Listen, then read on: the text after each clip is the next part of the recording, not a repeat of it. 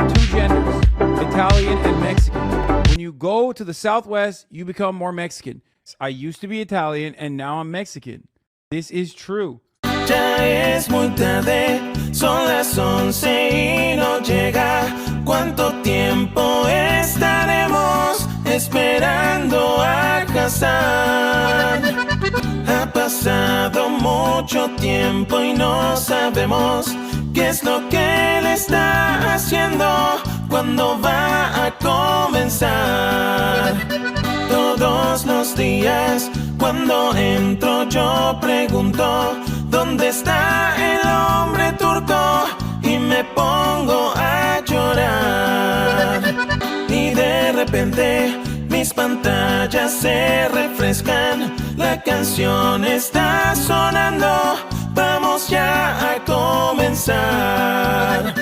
Cuando al fin dice en Los Ángeles, California, es un día bien hermoso, gracias por aquí estar. Como siempre, un tal nombre gris pregunta ¿por qué eres millonario? Y él empieza a gritar. Ya es muy tarde, son las 11 y no llega. ¿Cuánto tiempo estaremos esperando a Hasan? Todos los días cuando entro yo pregunto ¿dónde está el hombre turco? Y me pongo a llorar. Y de repente mis pantallas se refrescan, la canción está sonando, ya vamos a comenzar. Ya veremos si con este gran corrido me dejas bajo la casa. Un saludo a Hasan. Hey, what's going on, everybody? I hope everyone's having a fantastic evening, afternoon, pre-noon, no matter where you are in the world. I'm Hassan Piker, and this is the HasanAbi broadcast coming to you live from sunny California, Los Angeles. Folks, we're live and alive, and I hope all the boys, girls, and MBs are having a fantastic one because today's a beautiful day. Today's a wonderful day. Today is Newsday Tuesday. Wow, sounds like you're feeling better. I am feeling better. I've been cooking fools up. I have been bullying children in the marketplace of basketball courts. Okay, I bullied a 15-year-old today, and it was awesome. And a 15 and a 22-year-old, unk ball on top. I'm in a pretty good mood. It's March 25th, 2025, 11:14 a.m. and I'm live. I'm alive, and apparently Elon Musk is coming after me. That's right. As a Mexican that was in a bad grito, hey, you already know, baby. Okay, so folks, we got a lot of news to cover, but this is the part of the broadcast where I tell you about my personal news, about what's going on in the world of HasanAbi Piker in between time period where I press the stop streaming button and press the start streaming button. So help me God, I'm going to tell you, okay, for all the parasocialists out there, first and foremost,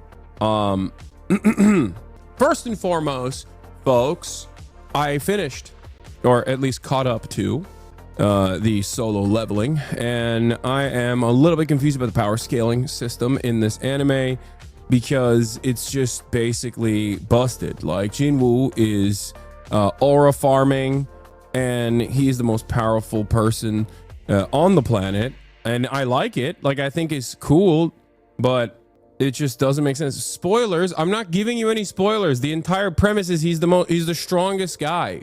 So you get it then? The power scaling is that Jinwoo wins. Yeah. I mean, I like it. I like that there is like a cool guy who beats everybody, and that's the premise. You know what I mean? The premise is like a cool guy beats everyone and looks super sick while doing it. But yeah, it's aura, it's hype. I like it. It's a fun anime to watch. Don't get me wrong. It's just like kind of funny that is. There's also some drama between Korea and Japan in it. I won't spoil that. It is funny though. It's just like there's some drams. There's some geopolitical drams. And I thought that was awesome because like it's what is it called, like a manhwa, right? Like that's like Korean mangas are like Korean webtoons are based off of anime and manga, and it's in Japanese, Like, it is a product designed for a Japanese audience as well, but it's actually Korean. It's a Korean product, and the characters are Korean. The story is in Korea. So, of course, it's kind of funny that there's like some anti-Japanese sentiment in it, and I like that. I like that it's cool. Like, I like that they did that, where they're just kind of shitting on the Japanese, which reminded me of my favorite video game, one of my favorite video game franchises, Yakuza, where there's always a secret Korean. Like, the guys you got to look out for in Yakuza are always secret Koreans. There's nothing scarier than a guy who is presenting themselves as Japanese, but is in secret a Korean person. And it's always if you've played any of the Yakuza games, you've seen this. This is usually what happens, like, you know, and the end of it. And then the scariest, of course, is the secret Chinese. But the Chinese ones, they can't even keep it a secret. But the Koreans, they keep it a secret. They can, like, present themselves as Japanese. But no one, and I mean no one, is scarier than a secret Chinese. Is YouTube suppressing your videos? Yes. What do you think? I made a video, and it's like monetized, by the way. YouTube is 100% suppressing my videos. Are you kidding me? Look at this video. 19 hours, 56,000 views. Okay? It's a 10 of 10, and it's not even unmonetized. Like, it's not even ad blocked or anything. They just straight up cook it. Yeah, it's 1,000,000% being hidden from your it's all of these pro Palestinian channels are getting suppressed aggressively. Yeah. In any case, I think it's because it has killed in the title, probably. It's like, I'm shocked that they didn't even hit it with a yellow button, the unmonetized button, but we'll talk about all of that stuff. We'll get to that in a second. Hasan, please keep promoting AC Shadows. I hear it makes Nazis mad. It does. So I'll get into that stuff in a second. All right, personal news wise, thankfully YouTube algorithm doesn't appear to be blocking Noah's pro-Palestine coverage. Yes, he has decided to do the drama focused informational method. It's a very effective. So that's what he's been doing. In any case, personal news wise, I watched Solo Leveling. I played some Kingdom Come Comies. I still haven't been able to fuck Capon. I don't know why, but I wanna like get to the point where I'm about to have sex with him, like gay sex, in Kingdom Comies, and I want to do it on stream. I want this to be like the big reveal. You know what I mean? I've been offline gaming. It's towards the end. Okay, well, regardless, I'm close to the literally very end of the game. I think I'm already in, like, I'm burning through Act 2 anyway, so it's fine. I also want to play the Kazan game, but they never approached me to test it out, so that's kind of lame. Is there a demo or something? Because I want to see that one. Everyone's saying it's good, but that's one other thing. Also, is the Kazan one a PS5 demo, or is it a PC demo? That's a wild thing to cover without context. All right. Anyway, I think they suppressed my YouTube Shorts clip channel of YouTube. I get like 10 likes per post compared to TikTok. I get thousands. Yeah. Oh, it's on PC as well. Okay, hell yeah. I'll download it right now, actually. Kaya is blocked by my chair and my jacket, but I'll show you her in a second. I'm in a good mood, as you guys can probably tell, and I think it's because it's not out yet, right? Like, the game is not out yet. It's just a demo that's out right now, right? Like, you can only pre-order the game, I suspect. Yeah, it's March 27th. Oh, it's gonna come out in 2 days. Let's go. You know what? I'm gonna download that demo. And I'm gonna play it. Early access if you buy deluxe. Oh, you know what? I'm gonna get that too. Frick it, let's go. But as I was saying, this is a new game. It's like Hazan the Barbarian or whatever. It's like, it seems fun. But folks, hopefully this doesn't nuke my stream while I'm downloading this while I'm streaming. It should be fine though. I've been Kingdom Coming. I've been solo leveling. I've been doing all that. Never showing us gameplay? Dude, what do you mean? This has been like the gaming enlightenment period. I've been gaming so much. I've been getting ads. Not only have I been getting hashtag ads and gaming without ads as well, that it's literally become news. It's become newsworthy that I'm like playing video games. Like the fucking literal president, which I'm going to talk about in a second. The literal current president, the shadow president, is doing call out posts, calling me a freaking fraud on his website. The fuck? How can you tell me that I am not a gamer? How can you tell me that I'm not a gamer when the president of the United States of America, perhaps the planet, is freaking out about my gaming? He's not the president of gaming, let me tell you. Why isn't AC Shadows on your gaming channel? It is. Is it not? It's supposed to be uploaded. I'm pretty sure it is. Anyway, yeah, watch us on ladies playing the game that divided the internet, Assassin's Creed Shadows. Gaming is when you play on stream. Yeah, okay. Listen.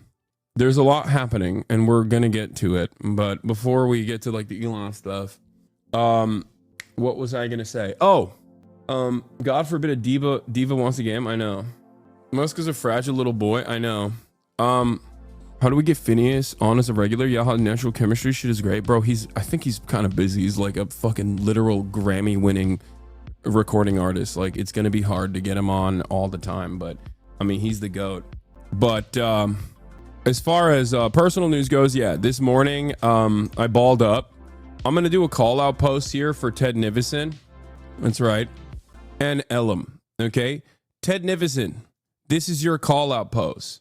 I know that I have destroyed you in the marketplace of basketball many times over, and I know that you're afraid. Okay, but why you got to get my hopes up? Why do you have to get my hopes up? He hits me up out of the blue. He says, Hasan, I'm back on the marketplace. I'm coming in. Okay, because Ted and I, we used to ball all the time, and he just kind of went away, kind of perished. I don't know what happened. I don't know where he went, but he just kind of left the ball sessions. Now, it's okay, you know. He was a ball knower. He was getting so good. I was so excited, right? And he bailed. But yesterday, he just hit me up. And out of the blue said, I'm coming tomorrow. And he never showed up. Also, Elam. This is the double call-out sesh. Elam also hits me up every week. Hey, mate, you're going to bowl today? You're going to bowl tomorrow? Are we doing the fucking thing? Are we bowling? And I'm like, okay, yeah, I am bowling. Sometimes I'm like, I'm not. Sometimes I'm like, I am. Okay. And Mr. Pokemon's roommate, okay, ever since he became Pokemon's roommate, he switched up. Okay. I don't see him. He's no longer a broomie, right? He's not a fucking bowl. He's not bowling. He's not fucking chefing. He's not doing it. Joshua Bingle, bruv. All Hoopers had that one friend. Yeah.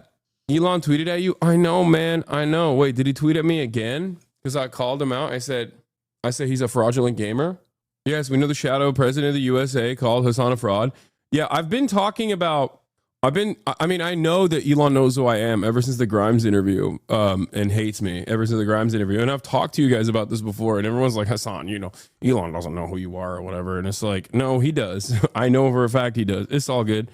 But in any case, yeah, Elam, Pokemon's roommate, now at 100 Thieves, too busy for me, too big time for me. Just kidding. Apparently this morning, actually he went to the wrong park. Okay, he said he was he said he was gonna pull up, and I looked at my messages afterwards, and he apparently went to the wrong park, which is crazy. So that's why he missed out the ball sesh. But hey, look, I'm back. I checked my weight this morning too. Okay, we're now switching the aesthetics. This is now the Ashton Hall style. Okay, Ashton Hall style aesthetics. Always putting a timestamp on it. So me and this dude, we're both unks, okay? This is one of the youngins, okay?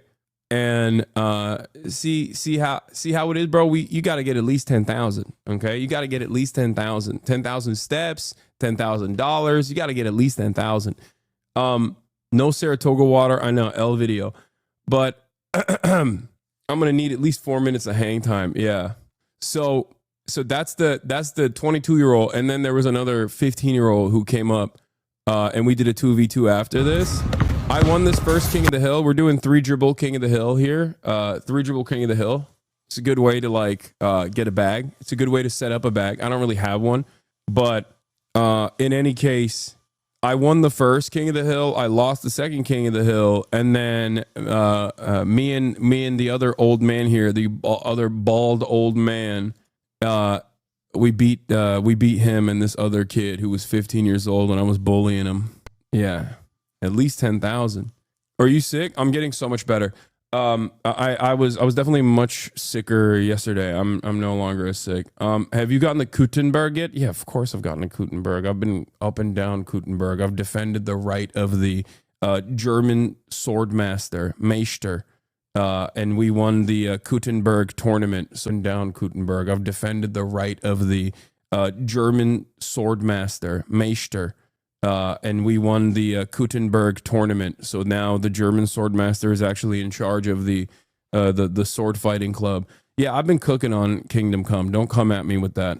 But yeah, this dude came up. He's like, yeah, we did 2v2, and me and the other unk, we were like, if it's just me and him against you two, like, we're gonna cook you guys. And then they got real aggro. They were like, nah, no way, we'll destroy you guys. And then we cooked them. They beat us the first game, actually, to be fair, because the 15-year-old was actually dropping a dime after dime. He was actually clean. He had a really good 3-point shot, and they won the first one, and then we destroyed them in the second game.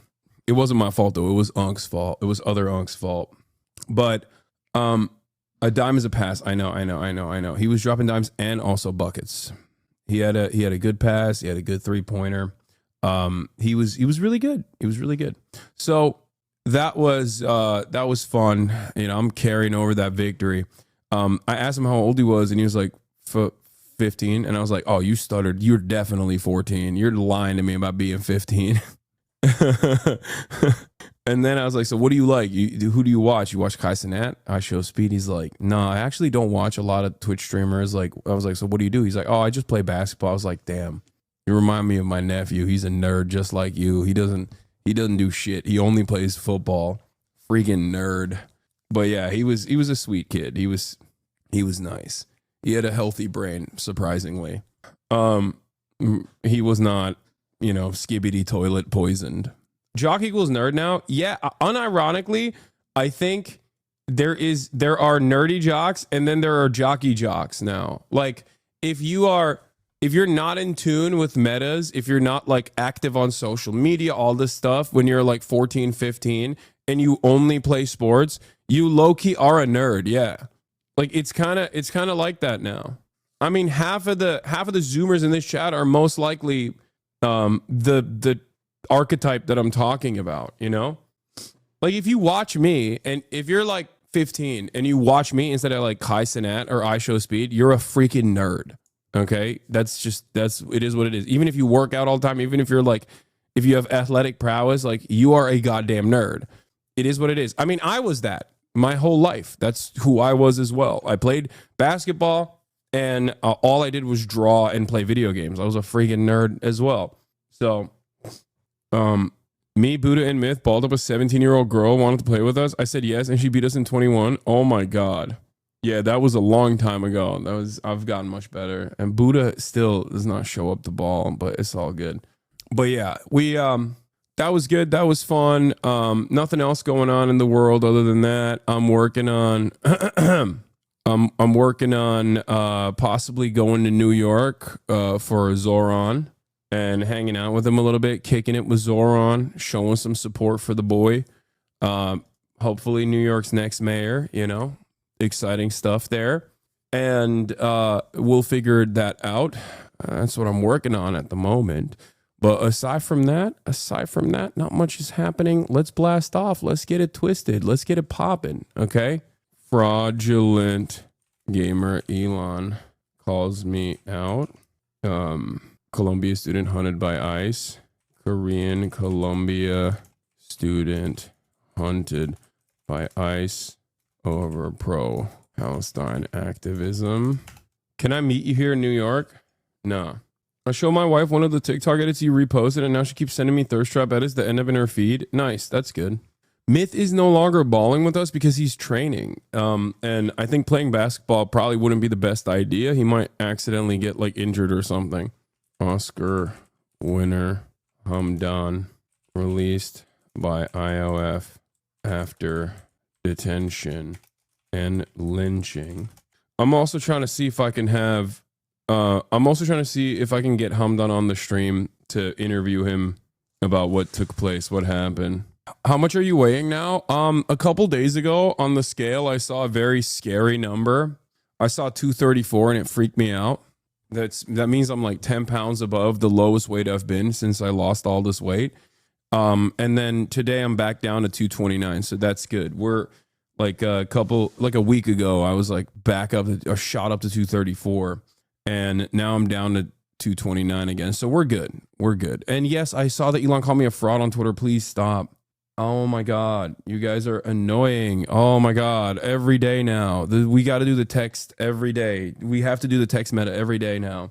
Probably water weight from being sick. I don't know. Old debate with Charlie's blowing up. Yeah, I know. I saw this and I reposted it recently. Like, why are you trying to always take away their right to protest? Hold on. I'll show you guys this one. Yeah, this one banged. Just put it on screen now before a new chatter asks you about it for hours. Yeah, I'm not going to do the text. And also, the text doesn't even matter. The text doesn't even matter. The text doesn't even matter. People don't even read the text messages on the screen because they're freaking annoying. Okay. Fraudulent gamer Elon calls me out. Korean Columbia student hunted by ICE over pro-Palestine activism. Oscar winner Hamdan released by IOF after detention and lynching. Yemen text message. Yemen Houthi group chat leak. Houthi group chat leaks. Get in now. Elon is the fourth word in your stream title. There's no device on which you can be watching the stream and not see the fourth word of the title. It's literally weaponizing competence at this point if people ask you about it. Yeah, I know. I put it on there as the top thing. And people are still behaving oblivious because they're annoying. I would read the text. What is that? Ashton Hall was noted. What is nuded? What does that mean? Daily nude?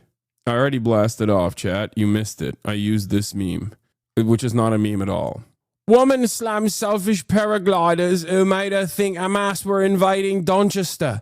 A woman panicked in her village near Doncaster was under attack when she spotted a number of paragliders flying over her home and thought they were from Hamas. Free parking. I saw a sign that said free parking and I thought to myself, babe, is that fucking sign saying free Palestine? I don't know what has become of Londonistan. Hamdan is the New York City candidate? No, the New York City candidate is Zoran. Hello? Why are you both wrong? I saw license plates recently that said Mamas, and I had a weird tired moment. Wait, that was in Vegas. There was a license plate in Las Vegas in the parking lot of the Bernie rally that literally had Mamas in it. Like the license plate said Mamas. And I saw it. I didn't make a note of it. I didn't say anything, but I unironically at first glance thought the license plate was Hamas. Megaphonics is so parasocial that he saw the license plate on stream and he thought he saw it in the real world. Oh my God. Oh my God. Megaphonics. Oh my God, Megaphonics. Your world is colliding today. If only I had watched if only Ben Stiller got in on the fun somehow in this entire process, you would probably explode, okay? You would probably die if Ben Stiller and Severance somehow also was incorporated into the broadcast today. That would be the triple Monty.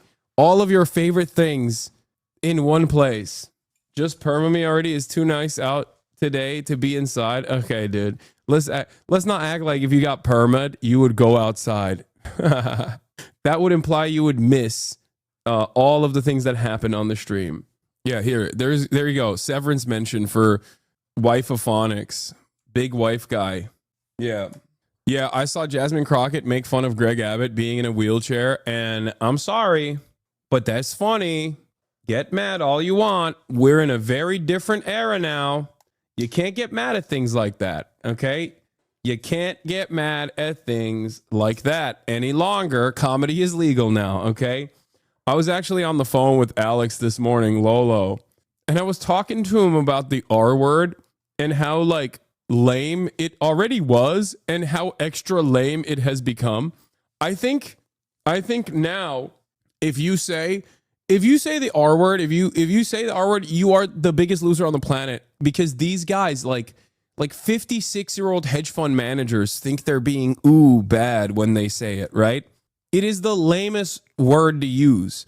Having said that, those very same people who are like, ooh, we're being bad. I said retard. Like, oh my God, I'm being so bad. Like, those guys will then turn around and fucking cry when Jasmine Crockett says, calls Texas Governor Greg Abbott Governor Hot Wheels. Okay. It's just like, you can't do that. You can't do that. you can't be this much of a weirdo. You can't, on the one hand, be like, ooh, we got it. Like, there are accounts on Twitter called like R Word Finder. Okay. Like, that's crazy. It's crazy. It's, what is this? Replace the R word with fetard when your brain breaks and you become extra shitty. Fetard? What? That sounds French. Saying the R word and driving a Cybertruck are the new loser meta. Yeah. This is who everyone who says the R word. Yeah. But like, this is funny and cute. They're not being funny or cute. They're being losers, dude. They're being sweaty, unwashed losers. In French, fetard means party goer. Wow. Sacre bleu. Fetard. Jasmine Crockett comes out with some good moments like the bleach blonde body stuff, butch body stuff. Trump is live, signing executive orders again. My goat, he loves that. Many of these things should have taken place. The R word in French means late. So if you were late in a French school, you would need an R word pass. Yeah. In any case, we'll get to all of that. Let's showcase once again the blast off meme. The blast off. We're blasting off. It's blasting off. We're blasting. I'm thinking we're blasting. Okay. I'm thinking we're blasting. That's a blast off, dude. Did you hear Trump's Kennedy Center leaks? He wants to watch musicals again. Yeah, I know, but not gay ones. He wants not woke musicals like Cats, which is, of course, obviously not a gay musical. Dude, having a not gay musical is like saying you want a not gay parade, okay? Just, it's impossible. It's a gay thing. Oh, I want to suck a dick, but not in a gay way, okay? Pause, no homo. I want to suck a penis, but like in a non-gay way. It's like, no, dude, you're still sucking a penis, okay? It's at least a little gay. Even if it's, and I'm not even on some transphobic shit. Like, even if it's girl cock, there's like a little bit. That's why there's a term for it. You can say you're pan or whatever. You know what I mean? If you're sucking on girl cock, it's still a little, like, it's a little bit, you know? It's a little bit. Not like, oh, you like dudes, but it's a little queer, right?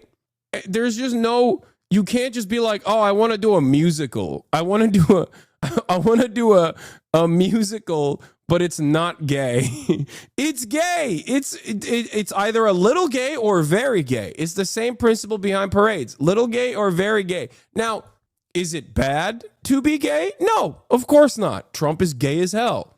And it's probably one of his best qualities. I mean, look at how zesty he is. Look at what he's doing right now. Look at the way he's signing this. He's such a queen. Okay? So we're going to go around the room a little bit quickly, and we're going to introduce these very outstanding people. They've had fifth column MB. I hope you get canceled. Girl cock's the shittest thing ever. Don't read my username, please. Incredible people that are going along as rapidly. Trans chatter here. You're literally wrong. Ahead of what do you mean? Anybody else thus far? So I want to thank John Thune. He's done a very good job, and the whole Senate. We're being delayed as much as possible by Democrats, but that's standard. It gets to be just standard. If Gawk is even a little gay, you're saying trans women are mostly women, but not actually really? No, I'm not saying that. Trans women are women, okay? It's the same principle behind, like, high-fiving your cis girlfriend, okay? It's a little gay. That doesn't make your girlfriend not a girl, cis or trans, okay? That's it. And also, it's a fucking joke! Comedy is legal now. The world has America First patriots and all. Like being, or getting pegged, okay? Getting pegged by your cis girlfriend who has a strap on. It's a little gay. It's not the end of the world. It's not the worst thing, okay? But it's a little gay. Cis, trans, doesn't matter. Same principle behind getting your ass eaten, okay? A little gay. There's nothing wrong with it. It's just a little gay. Everyone's a little gay. It is what it is. It's my honor to represent President Trump, people of America, represent our interests and values in China. I'm Leah Campos. I'm going to represent the President in the Dominican Republic. Mr. President, thank you for the honor to serve you in the Dominican Republic. Thank you. Thank you. Mike Waltz, National Security Advisor. Look forward to working with every one of you on behalf of the President, his leadership. Oh, my goat, Mr. Text, Mr. Group Chat. Mike Waltz. Hey, what's up, everybody? I'm Mike Waltz. I like to make group chats. I'm here to make sure that everyone here is copacetic. Honor President to be part of your ministry. Thank you. Tom Barrett, nominee to the Republic of Turkey. Delighted and honored to be with you, Mr. President, in that host country, which is one of the most ancient in civilization, is in search for your peace, prosperity, and security program. Thank Good place. Mr. President. Good leader, too. Yeah, Mr. President, thank you. It's an honor. I'm Pete Hookster, you know that. Yeah. But I am going to Canada. Oh. I look forward to serving you in Canada and your agenda. And you do a great job. Thanks, Pete. Juan Johnson, sir, thank you for the nomination to represent you and the United States to the United Mexican States. And I'm really encouraged by some of the conversations you've had with President Sheinbaum recently and to the increase in support that we've seen out of her government along our border on the important issues. So thank you, sir. They have stepped it up a lot, Yes, sir. Mexico and Canada, so see how it works, right? Yes, sir. Thanks. Matt Whitaker from Des Moines, Iowa. I'm proud to, as soon as I'm confirmed, go represent you at the North Atlantic Treaty Organization. Okay, thank you, man. George Glass, on my way to Japan. Previous administration, I served for you in Portugal. It is a great honor to be able to do this the second time. Thank you very for much. the opportunity. Thank you, George. President Trump, my name is Ken Howry. I'm your nominee to be ambassador to the Kingdom of Denmark, a very close partner and ally. I served for you last time, the Kingdom of Sweden. I want to thank you for the faith you've placed in me as your nominee to Denmark. Thank you. Thank you very much. President Trump, thank you for the honor of a lifetime. My name is Stacy Feinberg, and hopefully I'll have the honor of serving in Luxembourg. And I think this is the greatest presidency and the greatest time in history, and it's all because of you. Thank you very much. Nicole McGraw, nominated to serve in Croatia, and it's such an honor to be here with you today. And to Croatia! serve you and the American people. President Trump, thank you very much for your nomination to the Republic of Chile. And let me tell you, Border Patrol agents are so thankful for everything that you've done for them. But That man knows more about the border than anybody, I want to tell you. Thank you. President, it's a great honor. Thank you very Thanks. much.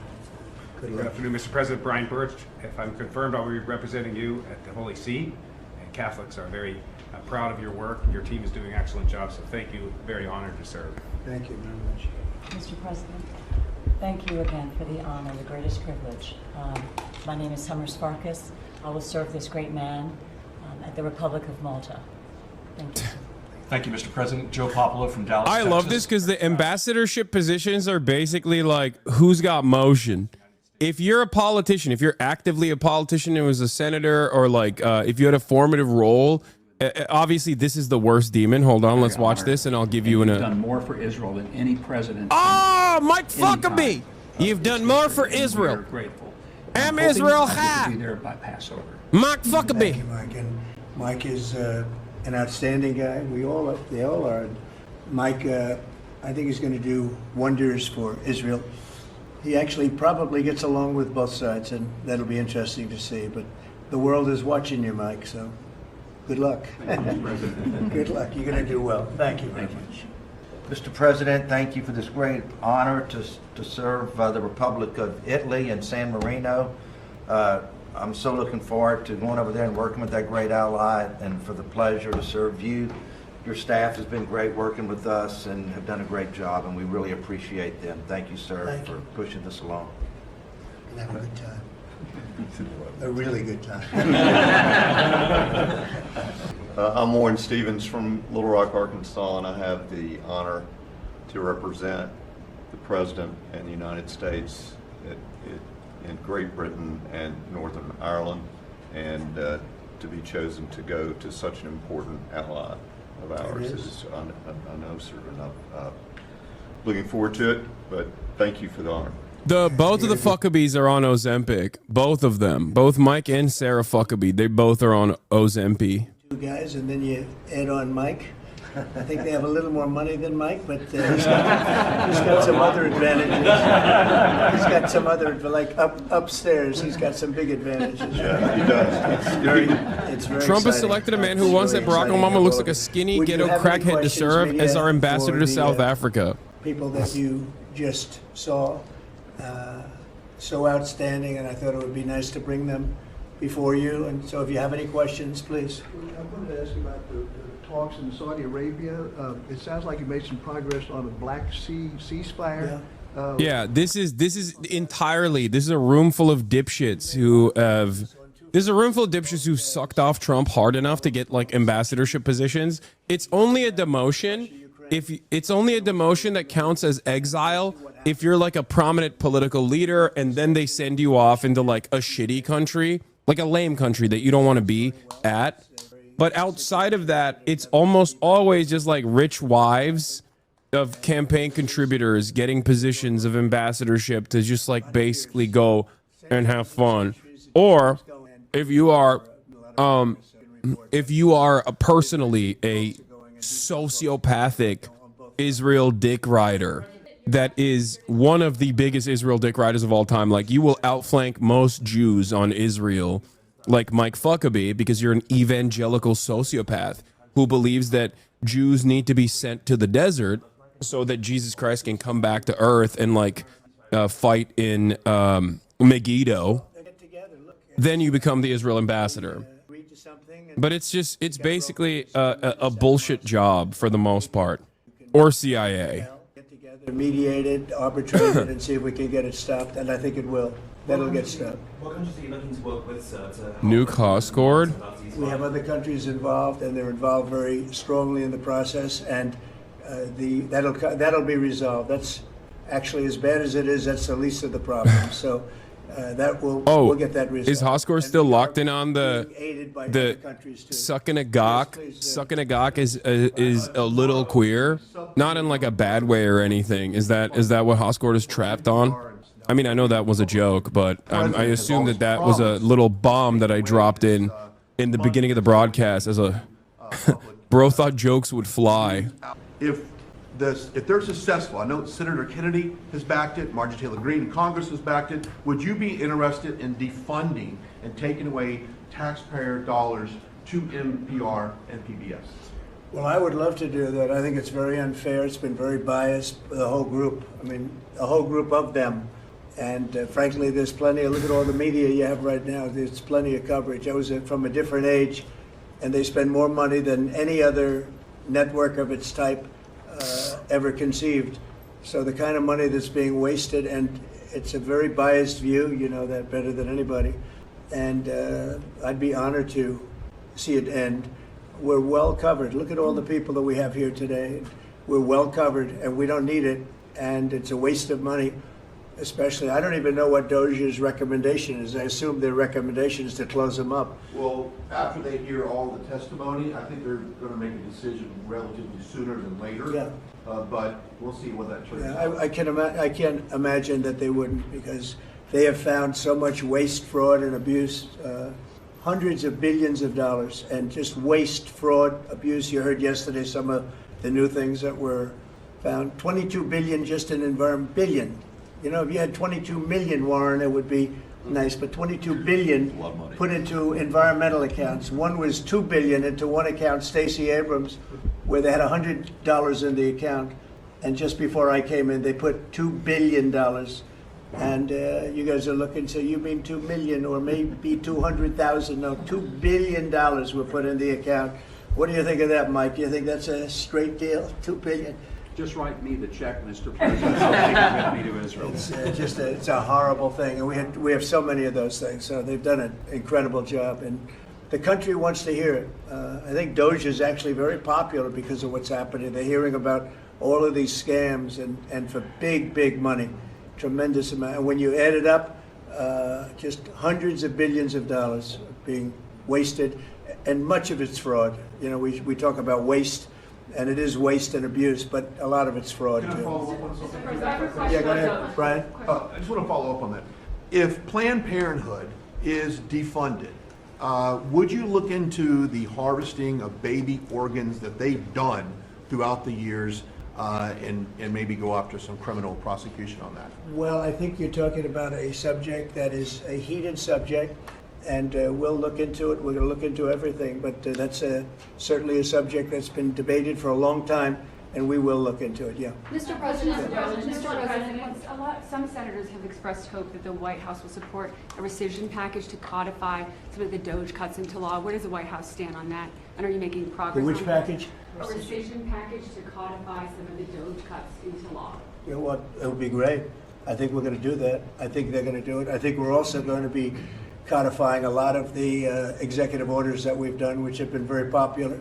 And we're looking at one, I will tell you right now, that I think perhaps will be controversial, but not with the people, and that's sanctuary cities. We're going to end sanctuary cities for some of these jurisdictions that aren't cooperating with law enforcement. They're guarding criminals. They're taking the rights away from the citizens of this state and their city. And we're going to be ending sanctuary cities if we find it necessary to do in certain major areas. And we may just end the entire thing altogether because it's just a way of protecting criminals. And nobody else is benefited by that. And for some reason, Democrats want to keep and they want to shield criminals from being sent back to their countries or being sent to prison. And in the meantime, the crime rate has gone through the roof. Under Biden, it was through the roof. It's starting to come down, but we're taking a lot of people out of here. So we may be presenting you very shortly with a executive order ending sanctuary cities.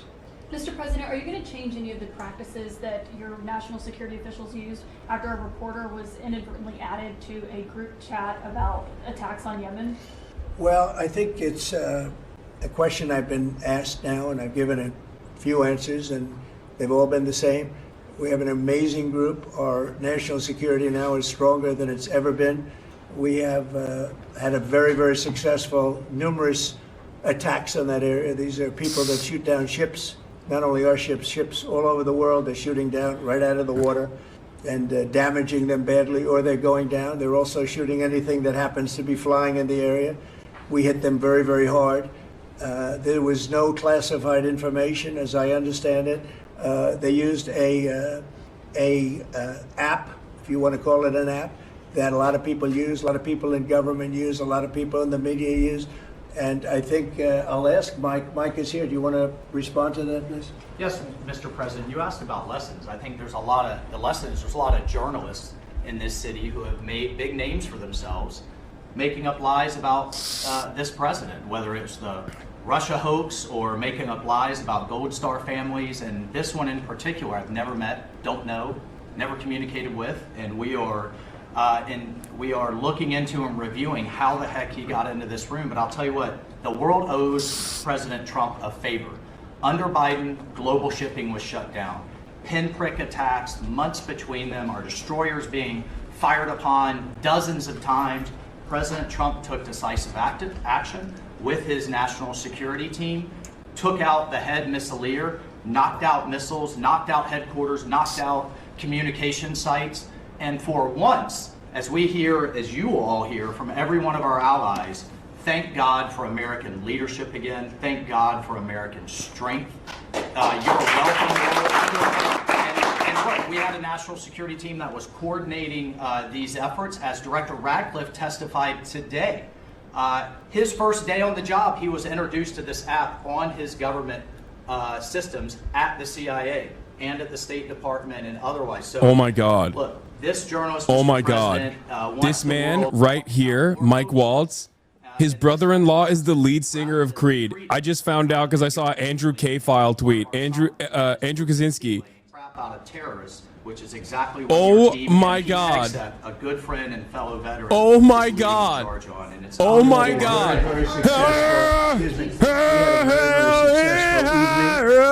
We've had numerous successful evenings and days in that area. The worst of them has been. Oh my God. This should have Oh been done my a long God. time ago by Biden, but Biden was an incompetent president. He couldn't do anything. He didn't know where he was going. He had no clue. This guy had no clue. This should have been done a long time ago, as they shoot missiles at ships, randomly shoot missiles at ships, and they make their own missiles. You know, this is not an incompetent group of people. My They God. make their own missiles.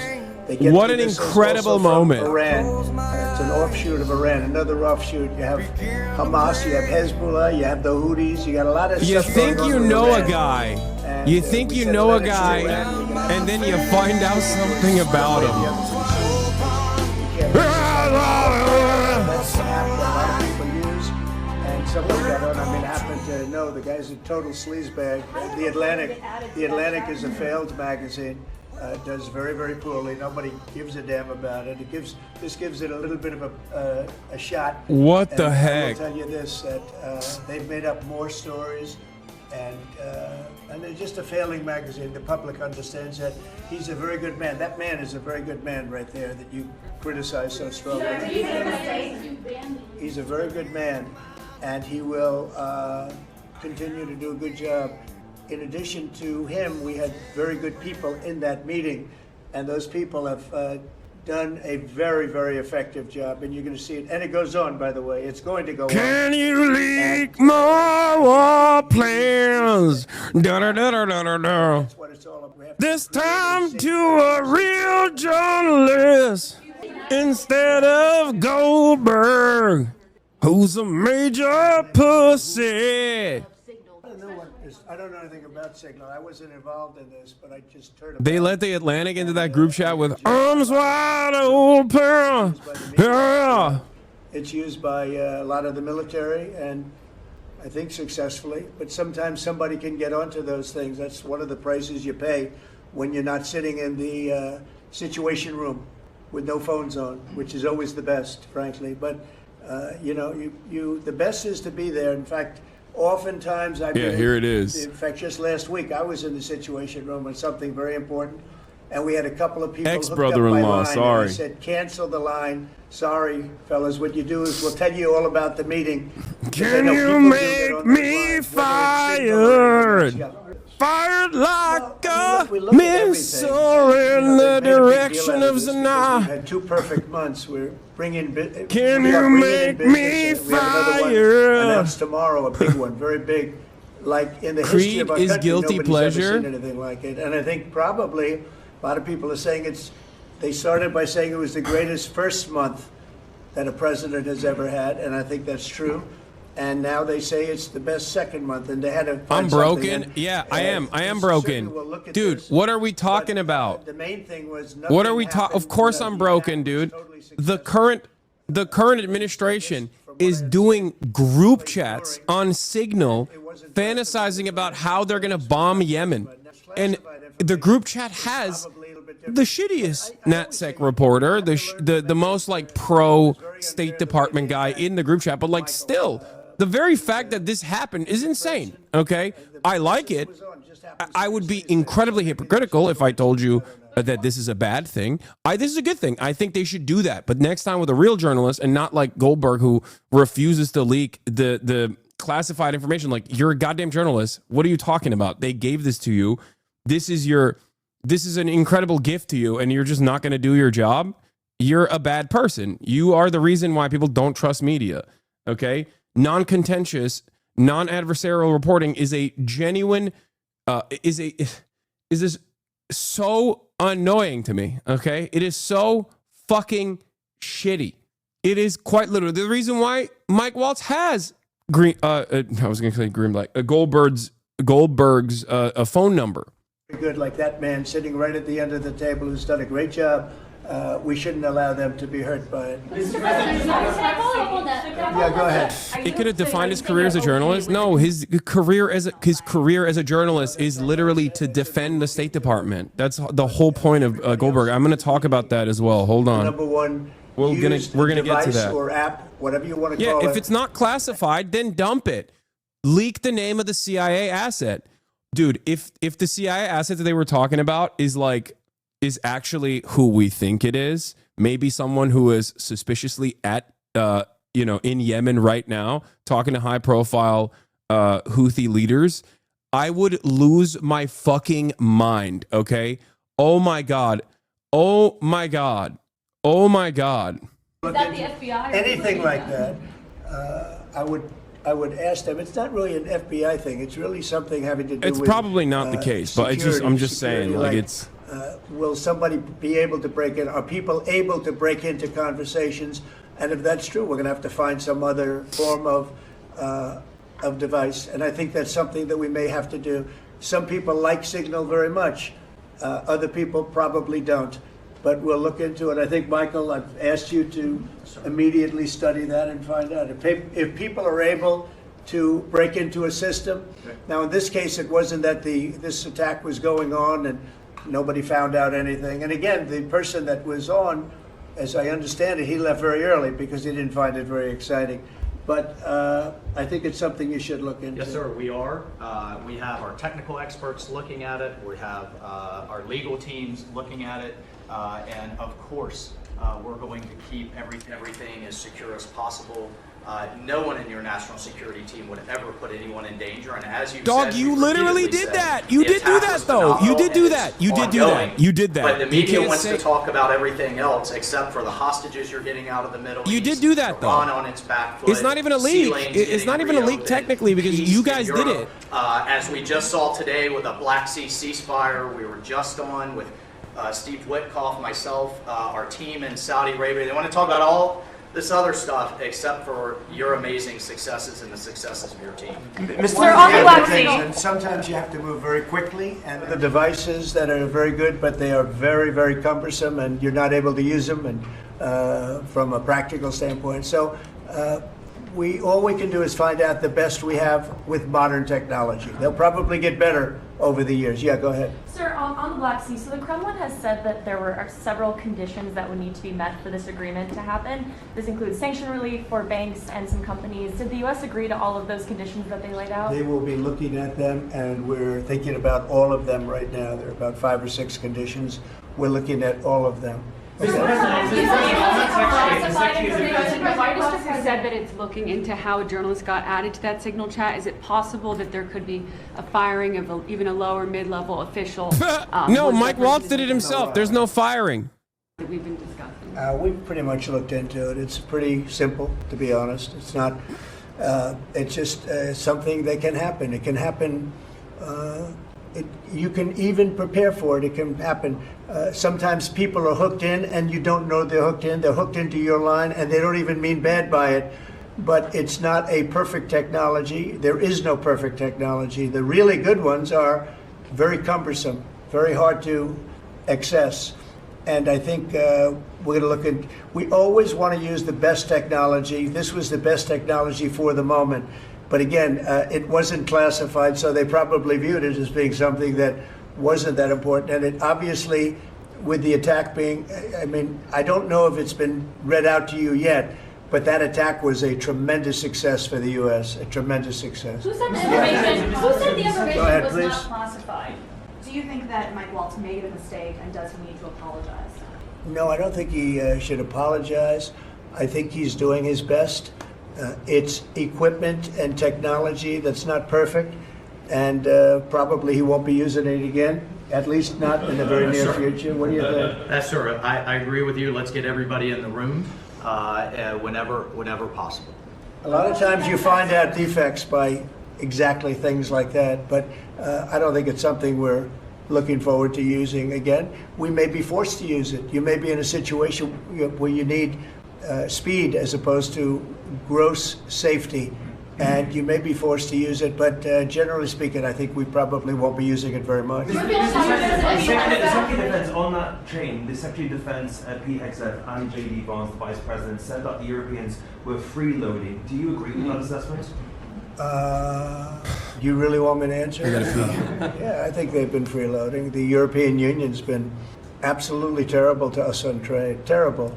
And as you know, NATO, I got them to pay hundreds of billions of dollars. They were way behind. And if you look if you look at Ukraine, so we're in for $350 billion because of Biden. Should have never happened, this war. All these dead people should not be dead. All these broken cities, that are demolished down to the ground, those gorgeous towers, the most beautiful in the world, the most beautiful spires in the world. The spires in Ukraine were said to be the most beautiful of all. Just about every one of them is lying on its side in a million pieces. It's so sad to see what's happened to a heritage. No, I think that when they say the European Union and you could say NATO also. Look, NATO, and I don't blame NATO for this. I don't blame Europe for this. I blame Biden for the fact that he didn't make them equalize. And to this day, I said to him, you got to catch up, you got to equalize. But why are they in for $100 billion and we're in for possibly $350 billion? It shouldn't be. It shouldn't be. And you could say more important for them because we have an ocean in between. So, you know, it's one of those things. You'll be seeing Liberation Day. I call it Liberation Day in America. You're going to be seeing on April 2nd. Didn't want to do it on April 1st for the obvious reason, April 2nd. But you'll be seeing tariffs. And I think I've been very fair. I have them set.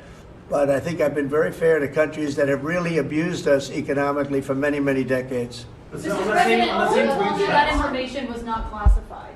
Another Which is question, your national please. security Go advisor. ahead. Just following up on your comments on the economy, there is reports that consumer confidence fell for the fourth straight month. What is your message to Americans who are concerned Well, about I know terrorism this, that for the first time in like 50 years, right track, wrong track, we're on the right track.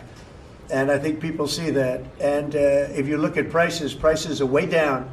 You know, when I first came here, the first time I met with you people officially, they were screaming at me about eggs. I said, I've been here for a week and I'm being yelled at about eggs.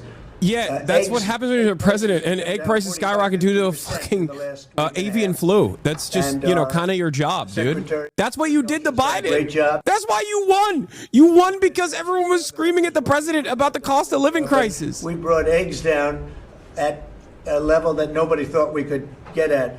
I inherited that situation, and I inherited a grocery situation. The groceries went way up, an old-fashioned word, but it's a very descriptive word. Groceries have gone through the roof.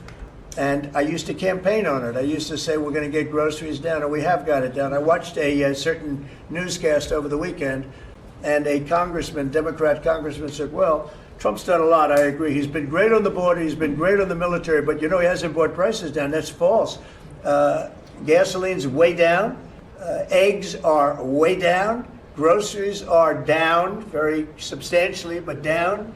Almost everything's down. Now, I'd like to see interest rates come down a little bit, and you're going to see billions of dollars, even trillions of dollars coming into our country very soon in the form of tariffs, because we were abused by presidents that, frankly, in all fairness, it wasn't their expertise, but they had no idea what they were doing. Mr. President, you say tariffs will create more jobs here in America. Oh, so yeah, sure. Which It's states? going to agree. It'll create a lot of money and more jobs. But if you look, so in the last, these gentlemen would know about it, and ladies, because some of the ladies are great businessmen in this room that are becoming ambassadors. Great, really great, top of the line. When you look at the number of companies that have said, like we're close to, I would say close to $4 trillion. We never had numbers like that. The number one chip maker in the world from Taiwan coming in with $200 billion. We have Apple. Look at Apple. $500 billion. $500 billion. They're going to build plants all over the United States. They were all being built in China.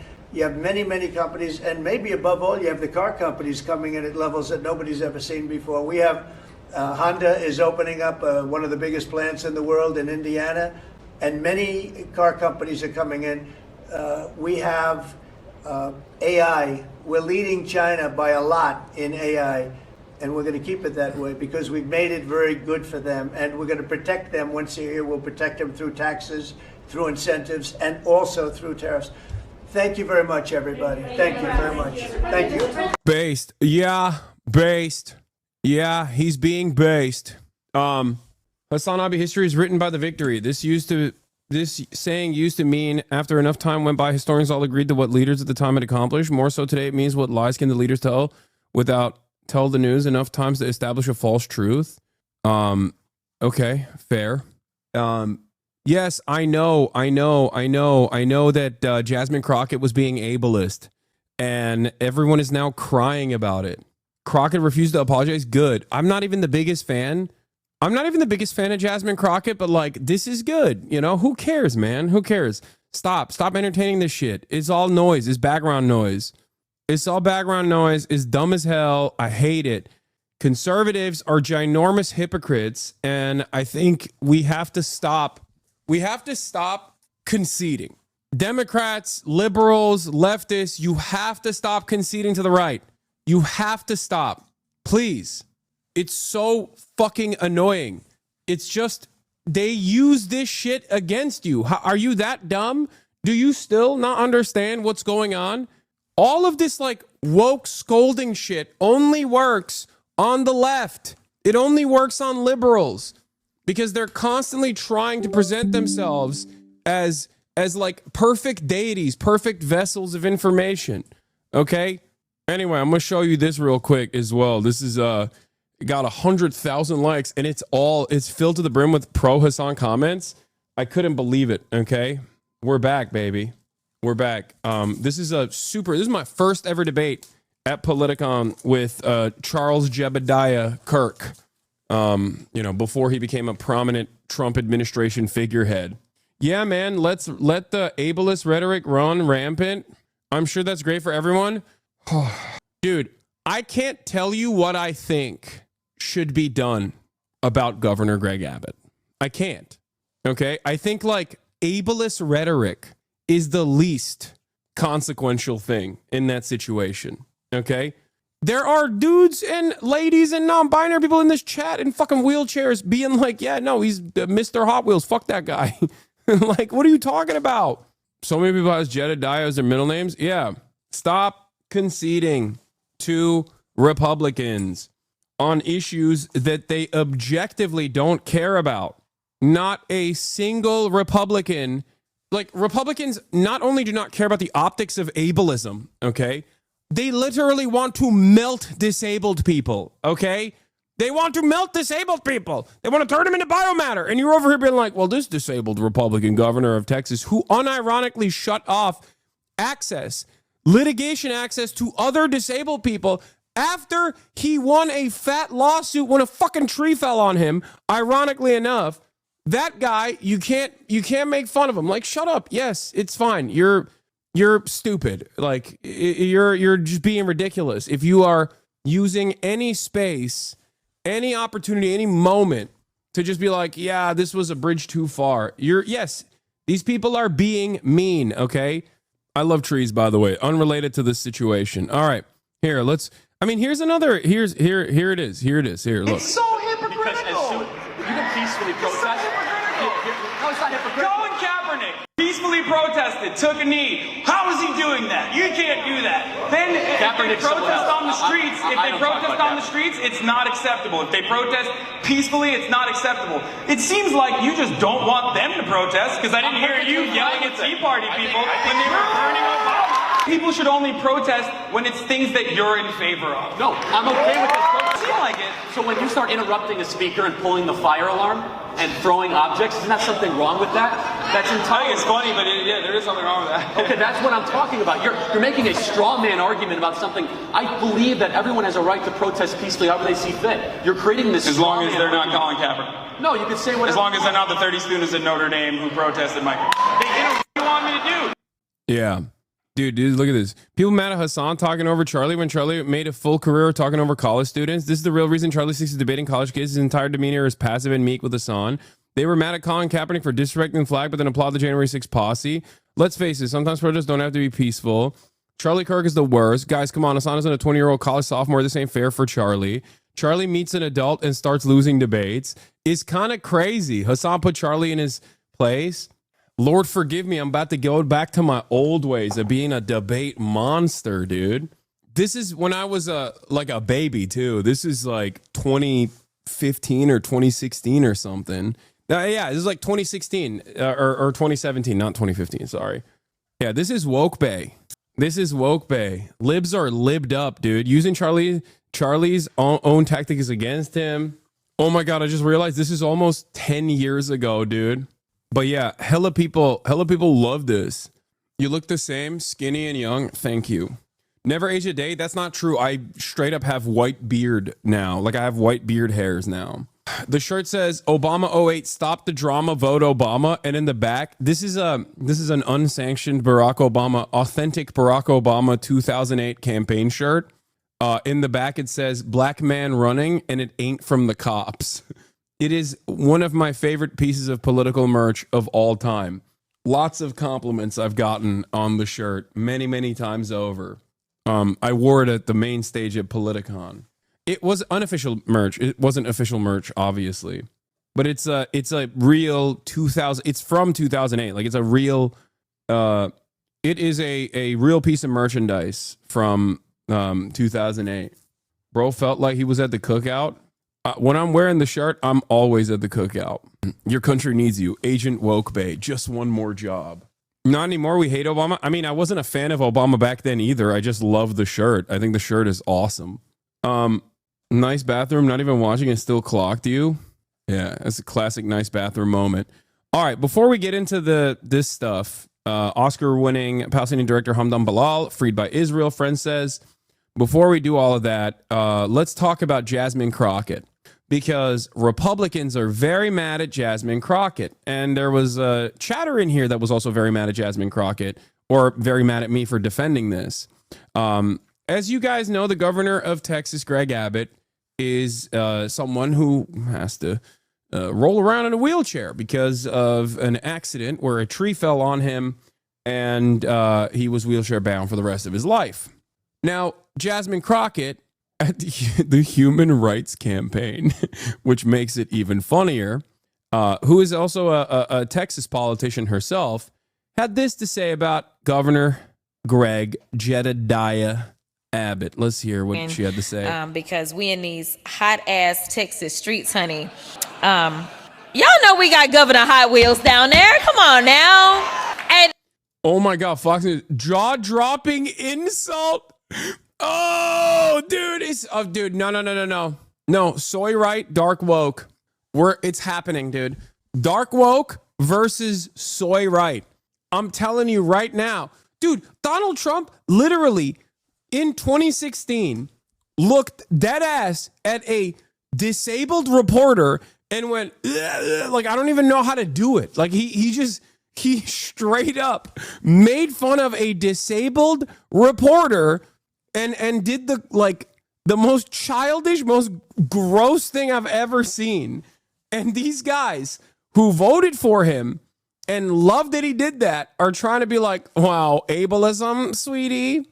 You're doing an ableism. It's ridiculous. You wouldn't attack Caitlyn Jenner for being trans. Why do you think this is different? Great question. Okay, great question. Caitlyn Jenner being attacked on the basis of being trans is appropriate if you literally message it correctly, okay? Just calling Caitlyn Jenner by her dead name is not the same in this situation, okay? In terms of Governor Greg Abbott, calling him Governor Hot Wheels or making fun of him in this regard. Oh no, this is terrible. Hold on one second. I just got to update. Uh-oh. Man, I get it. By no means am I defending the right to Republicans, but I think it's important to remember the harm that ableism and ableist terminology has on disabled people across the board. I think there are light versions, okay? There are light versions of pejoratives and things that you're saying in comparison to higher degrees of doing an ableist act, okay? It's the difference between someone using the term lame, which is still a way to describe someone with a disability, versus just slamming the R word when you're talking about a child with Down syndrome or something, okay? Like, there are degrees to this. I don't know why people always just like have this capacity to blow out the context and make it so that like anyone and everyone is engaging in the same egregious act. Okay? Like, the example I will use is, like, for example, a white person calling a black conservative or a black Republican or a black Republican like a token, right? It's inappropriate and many people will get mad at it, but it's not the same as like saying the N-word, okay? There are degrees to it. And I always find it really strange that I like even have to have this conversation. It's always weird to have this conversation because like everyone has a different metric for it. And for me, it's like when people say, oh, you're fat shaming a cop. You know what I mean? It's like, yeah, dude, that cop killed people. Okay. I'm fat shaming him. Like, I know it's like not the best thing to do. I never said I'm a good guy. You know? Does that make sense? Do you understand? Like there's degrees to, there's nuance to this. There's degrees to using a pejorative against a individual. And I understand that on the other side of it, you're like, well, that person might not hear you say that word, but like your disabled friend will. But like most disabled people, I think in this community at least are, I've said way worse shit about Governor Greg Abbott. Does that make sense? Where it's like when you express your frustration, when you express your frustration with something like this, you're just basically handing a rhetorical W to the Republicans who don't give a fuck. And it's not reaching the bar, in my opinion, because this is my arbitrary designation. This is all subjective. And I'm not physically disabled aside from, being 33, which is like a physical disability in and of itself because my back is constantly fucked up. But like, you know what I mean, right? So as someone who is otherwise able-bodied, you can say, well, of course you have a different metric for it. But I still think overall that this doesn't reach the standard of like, oh my God, this is the most insane thing that someone has ever said. We have to immediately call to question Jasmine Crockett's rhetoric here, and we have to make sure that this wrong has been corrected, and then have her apologize for this. I think it's silly. I think it makes us look silly, and it also hands a genuine rhetorical victory to the fucking Republican Party in this regard. That's why they do it. That's why they cynically ham this shit up. It's also really stupid because like the people that not only do these people not care about this, but they can cynically get you to care about it because it's like in many circumstances it's something that you do genuinely care about because you want to be as like woke as possible. You want to be as clean as possible with your optics. But it's just the own goal. I think it's okay to sometimes be like, yeah, this shit is irrelevant and people are cynically trying to make this the new meta, the new discourse. You can say that. It's fine. You know what I mean? You don't have to be a champion of accessibility rights at every point. And this is the thing. This is your cause now. Like, it's just stupid. And I say this as someone who's not even a big fan of Jasmine Crockett. Okay? This is more so the principle. Yeah, Dan Crenshaw. When I said, things about how he lost his eye, okay, and I was wrong about the facts of how he lost his eye, that was ableist, That was ableist. That was part of the reason why I got banned off of Twitch for a week. Okay? That was an ableist statement that I made about a veteran, a decorated veteran, okay? And it's like, you understand that. You understand what the point was. I will not say how he lost his eye. Okay, Jon Stewart said it recently as well. He said something different than me, but like if the only people that care about hypocrisy are fucking dumbass liberals, then we're just cooked. Republicans will keep slamming that button over and over and over again. And for the record, I'm not saying that there aren't things that the Democrats can say that like go above and beyond, or anyone can say that goes above and beyond, right? There are. This just simply is irrelevant. That's what I mean. It just doesn't meet that metric. Hot Wheels down there. Come on now. Him is that he is a hot mess, honey.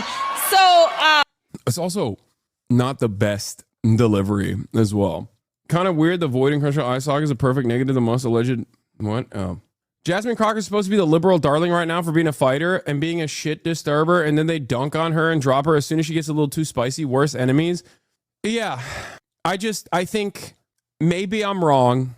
Maybe you guys do care about this a lot. I don't think you do. I don't think anyone that gets upset or offended at this is being honest. Are there things that people say that are significantly worse than this? Absolutely. Okay? And a lot of people get away with saying infinitely worse shit. But I just don't think any real human being genuinely gives a fuck about Jasmine Crockett saying this. They just hate Jasmine Crockett. And woke people, on the other hand, that want to sanitize language to the best of their ability are going to use this as a talking point to showcase their moral infallibility. That's it. And when you do that, you're doing it in a way where most normal people will look at you and go, okay, dude, all right, fine. That's it. Check my last message. By the way, Republicans are the party of abolishing DEIA, where the A is accessibility, so they're literally functionally and systematically more ableist than any joke could ever be. Exactly. It's always the same dynamic because everyone is a liberal at the end of the day, right? Drew from New Jersey, thank you for the 5 get the subs. By the way, subscribe to the stream if you want me to stop being ableist. If you subscribe hard enough, I will defend. I will be the #1 disability activist. Okay, all jokes aside, getting back to the main point. It's the same exact dynamic of like, oh, people saying globalize the intifada hurts my feelings, and that's significantly more damaging than like multiple nukes worth of munitions that are being dropped on top of babies, children, women, the elderly in Gaza. Like that, like hyper focusing on my feelings over what these people are saying and what they're advocating against. Like, it's just one of those things that just like makes me so angry, where it's like, you're a fucking piece of shit. Okay. Your advocacy is around defending the Republican Party. Okay. Your advocacy is around defending the Republican Party that is actively undermining every matter of like of disability activism that has taken place so far. They want to like they say like ramps are woke now, okay? And you're over here fucking complaining now about, you know, Jasmine Crockett calling Governor Greg Abbott Hot Wheels. He deserves to be called significantly worse shit. He deserves way worse, okay? I'm not going to say what I think because I will get banned, but that's it. I don't care. I can't get myself to care, and I don't even like Jasmine Crockett that much, okay? She is seen as like a liberal media darling right now, and I think she, like a lot of what liberals like about Jasmine Crockett is exactly what I think is just like the optics of looking like a fighter, but not necessarily being there for issues that truly matter. I want fighters to actually fight on the issues and not just, you know, coming across as sassy on television. Lakshya Jain, this is pretty gross. It's not cool when Republicans do it, and it's not cool when Democrats do it. It's bad on the merits. It is not something that voters like, and it's a great way to further solidify an extremely toxic image of a party. Like, it's the Daily Caller post. Like, get the fuck out of here, dude. Yeah, Florida debates lifting some child labor laws to fill jobs vacated by undocumented immigrants. Like, the Republican Party at the national stage just removed a whole bunch of healthcare funding that specifically goes to disabled people. The Republican Party is abolishing the Department of Education, which funds a lot of the disability programs around the country. And now these fucking douchebags are going to be like, I can't believe it's not a paralyzed governor, is Governor Hot Wheels, okay? Get the fuck out of here. You don't give a shit about this, you fucking animal. And liberals who actually align with the Republicans on this to like be like, oh, I can't believe she said that. It's actually really bad because Governor Greg Abbott might not hear what she had to say about him, but your disabled friend will. It's like, shut the fuck up, okay? Shut up. Shut up. Lock in. Lock the fuck in. Your rights are under attack. They're destroying everything. I don't give a fuck about what Jasmine Crockett said. I'm sorry. I don't care. And you will never be able to get me to care about this. Like, what are we doing? Donald Trump is president twice now. And you're over here being like, voters hate when politicians are mean. No, they don't. They want politicians to be fucking mean. Now let's hear these douchebags complain about it. Of Texas Congresswoman Jasmine Crockett appears to be desperately trying to capture her party spotlight, even if it means turning up the rhetoric against Republicans. It's a far cry from her comments before. My criticism of Jasmine Crockett, by the way, is entirely on the basis of her doing exclusively this as a mechanism, as a substitute for being a real fighter. Okay? I don't care. I don't care that she's making jokes at the expense of Governor Greg Abbott's disability. You will never get me to care. I don't want to tell you what my feelings are on the matter. Like I said, I will get banned. Okay? Having said that, this is not a real substitute for being a fighter. Okay? It's not. So my real criticism of Jasmine Crockett is that she does this shit instead of going out and being like, hey, how about you don't deport people for being pro-Palestine? Like, that's an insane erosion of American civil liberties that were constitutionally afforded to everyone unconditionally. That is a direct violation. Fight on that. Who gives a fuck? Or if you're gonna call Governor Greg Abbott Hot Wheels, pair that up with all of the awful erosions of civil liberties, specifically on disabled people, to be like, this guy almost got killed by a tree and then has to literally roll around everywhere he fucking goes and is simultaneously advocating alongside a party that wants to melt the rest of the disabled people. Like, it's psychotic. Talk about actual issues. Talk about the inherent hypocrisy of Governor Greg Abbott's like advocacy. You can say it in an educational way, like if you are a Twitch streamer, whatever you do, don't say this. It doesn't matter. People will still advocate to ban me over it. Yeah, we all made fun of Biden law. Why are we pearl crutching now over this? Because being in a wheelchair is not a disability that hinders your job as a politician, but being demented does. Okay?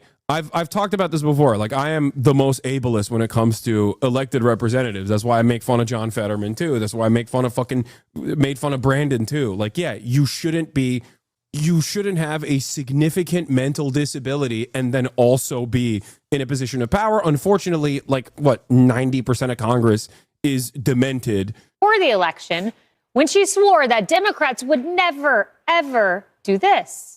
She's backtracking. Oh, God, this is so cowardly. I wasn't thinking about the governor's condition. I was thinking about the planes, trains, and automobiles used to transfer migrants in the communities led by black mayors deliberately. Oh, shut up. This is some straight up. Oh, God, this is the worst. It's a damned if you do, damned if you don't situation, too, because, like, if you double down on it, then your advocacy is what? To be ableist? Like, it's stupid. The best way to get out of it is by saying, yeah, nobody cares about this. You don't care about this. Obviously, it doesn't matter to you, because if it did, you'd be infinitely more angry at, Governor Greg Abbott's actions against disabled people than you would about me calling him Hot Wheels. Okay, and then post a meme of him in a Hot Wheels car wheeling around. Democrats have never endorsed political violence, but he will go to a rally and he will endorse it. This is the equivalent of playing with a loaded gun and then it backfiring on you. Just a few months later, here she is appearing to egg on some of the agitators against Elon Musk. Yeah, comedy is legal now, dude. I'm tempted to call this guy R-word, but I won't use it because I've used that word many times. Like, shut the fuck up. I am truly here for very selfish reasons. Starting with on March 29th, it's my birthday. And all I want to see happen on my birthday is for Elon to be taken down. Yes, we are fighting for... Wait, what do you mean? Yeah, okay. I cannot believe that she said that. Our country, we're fighting for democracy, we're fighting for our freedoms. And when I say fighting, I'm saying that figuratively. Obviously, everything that I am promoting is nonviolent. And now she claims Democrats need to punch their opponents. How do you win elections in Texas as a Democrat? What do you do? I think that you punch. I think you punch. I think you're okay with you okay with punching. I think, and I love Colin, and I think towards the end he started to punch a little harder. But like, it's Ted Cruz. I mean, like, this dude has to be knocked over the head, like, hard, right? I mean, wow. I can't believe it. This is literally what they did to you with the Rick Scott clip. I know. And I don't care. I don't care. And you shouldn't either. It is so incredible. Oh, God. It's so stupid. It's so disingenuous. It's so unserious. Stop. Oh, my God. Dude. Oh, my God. Utilization of a metaphor. How dare they? look. I hate this fucking thing that people do, okay? And people are going to get mad at me for saying this, but people have yelled at me for saying this before. But like, there's this tendency for people to behave. I guess I won't use the term that will get people to be mad at me because I'm, we're already talking about disability activism here. But there's a tendency for people to constantly make their political enemies look like they have no nuance, no room for nuance, no context whatsoever. I don't believe that you can embellish or use a metaphor or try to make a joke ever. If you are my political enemy, I don't think you are capable of those things. I'm going to be the most neurodivergent I can possibly be in analyzing your speech and think you are being 100% sincere with your statement. It's fucking stupid. It's the most annoying tendency that every single person has. It's one of the most annoying tendencies, this lack of charitability, and like, I think most people understand it and they just still refuse to admit it. I despise it, okay? I despise it. It's like, oh, I'm sorry. I mean, Steve, like, to just choose the verb punch, and then knock over the head. Calling him Governor Hot Wheels because he's in a wheelchair is pretty bold. Move from Congresswoman DEI. Dude, come on. Exactly. Thank you, Matt Walsh, for doing the point. Thank you for proving my fucking point, dude. You see, they don't care. And you want to know something? They love that you're stupid enough to eat this bait every fucking time, okay? They love it. They love that you are the dumbest rubes of all time. The liberal tendency and the leftist tendency to constantly fucking purity test their own is the number one weapon that the right wields against the left all the time. And they do it in open ways like this, okay? It is so clear. They're laughing at you. You're a fucking moron. If you spend any time getting offended, getting fake offended about this shit, you are the biggest rube. That's it. They're laughing at your face, okay? They are laughing directly at your fucking face. They think you are the dumbest person on the planet. Hold on. Wields will openly purity testing. It's so funny that the right will openly use the dumb purity testing on the left and liberals as a weapon every single. They're laughing directly at. Anyway, you see Elon calling you a fraud out on a of all things a gaming post? Yeah, I did. I'm gonna cover it in a little bit. The phrase is in your face, not at your face. No, I'm saying at your face and directly. You don't gotta name names or anything, but have any politicians ever asked you to help them with their public responses? Yes, but I'm not gonna name any names. Would a fraud have this? What is this? Amazing. Was it Dan Crenshaw? Yeah, Dan Crenshaw hit me up. Anyway, let's hear what else these disingenuous assholes had to say. It's interesting language choice. Of course, and but you can. You know, a dog needs to move most of the time and not lay down like a Hamas hostage. Why is your dog always in the room like a hostage? You need a power grip. What the hell's a power grip? Yeah, this is the saddest dog of all time. Gets to do like 2 hours of uninterrupted outside time and is basically sleeping all day long because she's so tired. And then my mom walks her again as well. Thank you. You know better. Dog that lives an infinitely better life than you, by the way. Straight up. Let her walk outside. Man, shut the fuck up. Why are you justifying yourself to a random psychopath? No, I think it's always funny whenever like a random chatter will be like, I actually don't like the way you treat your dog. I actually don't like the way you treat your dog, where your dog that sleeps a minimum 12 hours a day gets to have incredible amounts of outside time, incredible amounts of fun time, all the best chew toys on the planet, you know? How about you let me do my thing, okay? You've maybe never seen a dog that is actually well-trained and happy.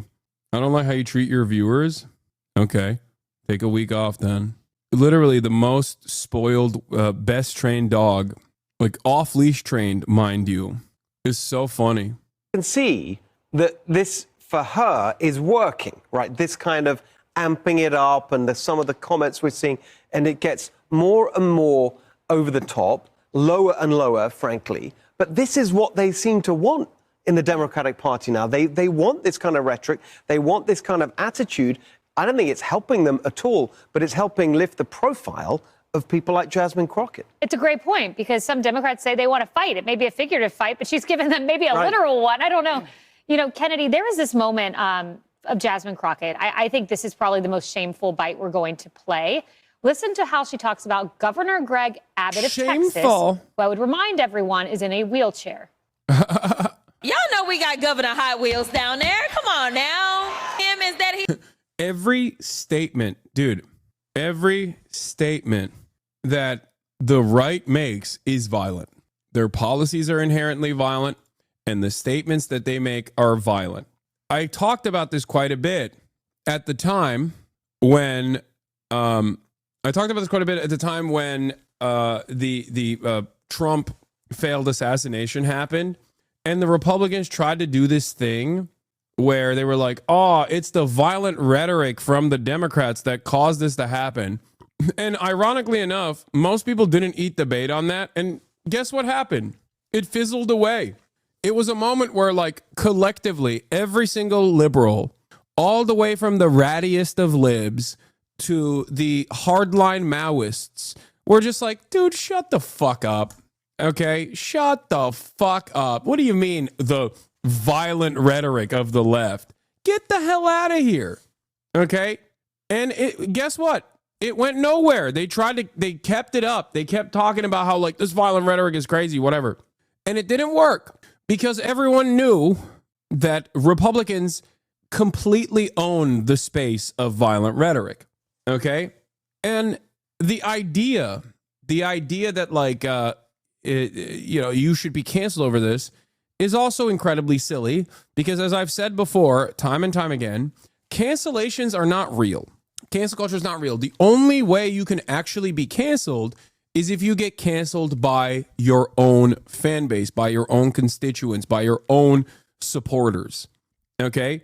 And there's nothing that will allow a right-winger to be canceled.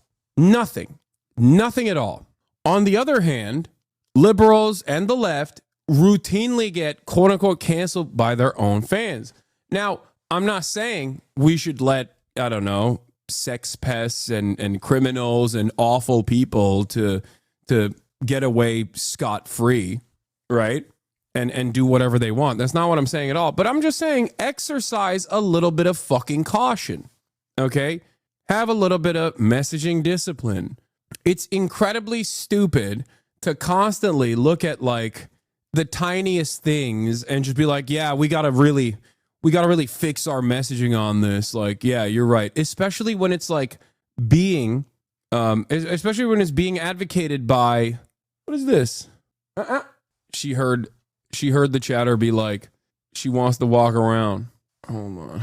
The hostage is escaping. I know. He is a hot ass, honey. Yes.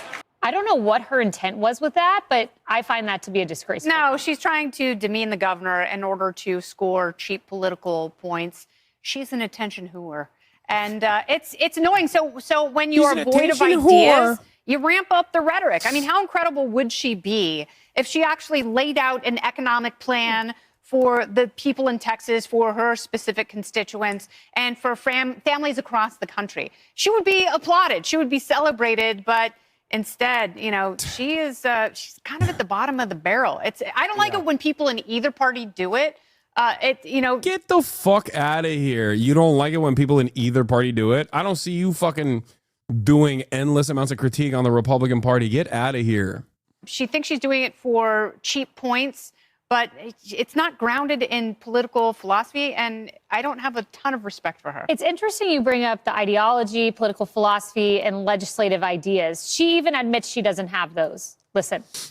Okay, we don't have it, Carly, but I have it in front of me. Yeah. So she says this. She says on a Lone Star Politics interview, I should probably be a better politician and tell you, yes, we've got all this amazing legislation, and I can absolutely imagine Donald Trump signing it into law. Not gonna lie, I think right now it's about preserving our basics and getting back to some norms. She goes on. Nice clip, dude. You guys were so horny that you couldn't even like get a clip out. Nice. Professional media broadcaster. No ideas, but she wants to preserve. She says right now, I could tell you that unfortunately I'm not working towards very much. Yeah. That's the next line that she says. I think we noticed. And Yeah, this is the guy they Right love, by after. the way. A couple of good paragraphs.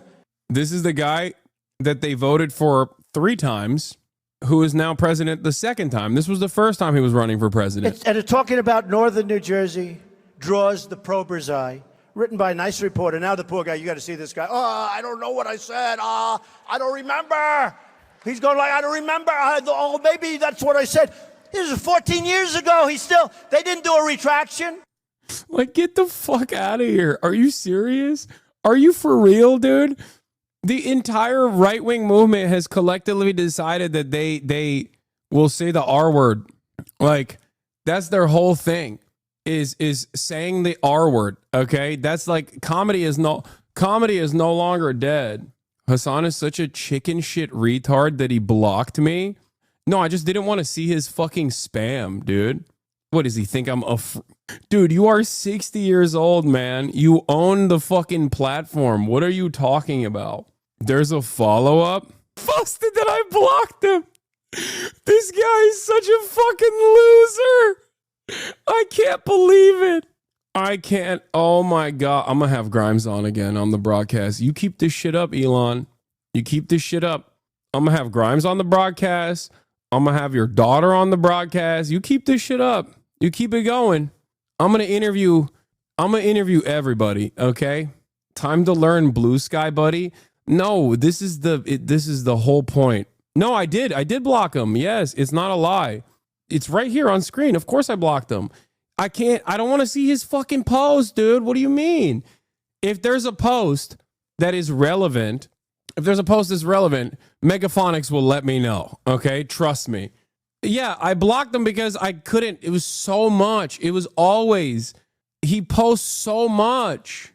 He constantly fucking tweets, and he's such a narcissistic man-child that it's just unfucking bearable. It's unbearable. I constantly see his fucking dumbass posts.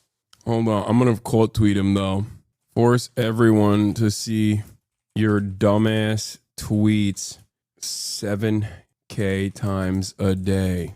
If you say something particularly stupid, I blocked you at Elon Musk because you bought this website and forced everyone to see your dumbass tweets 7K times a day.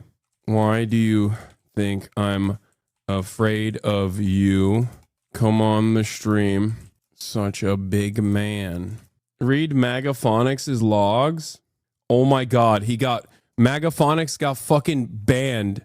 Bro, he's going to come after me next? No, he's not, dude. You're his #1 dick rider. Oh my God. He got so horny to post. Fossabot clapped him, dude. This is Megaphonics' Super Bowl, okay?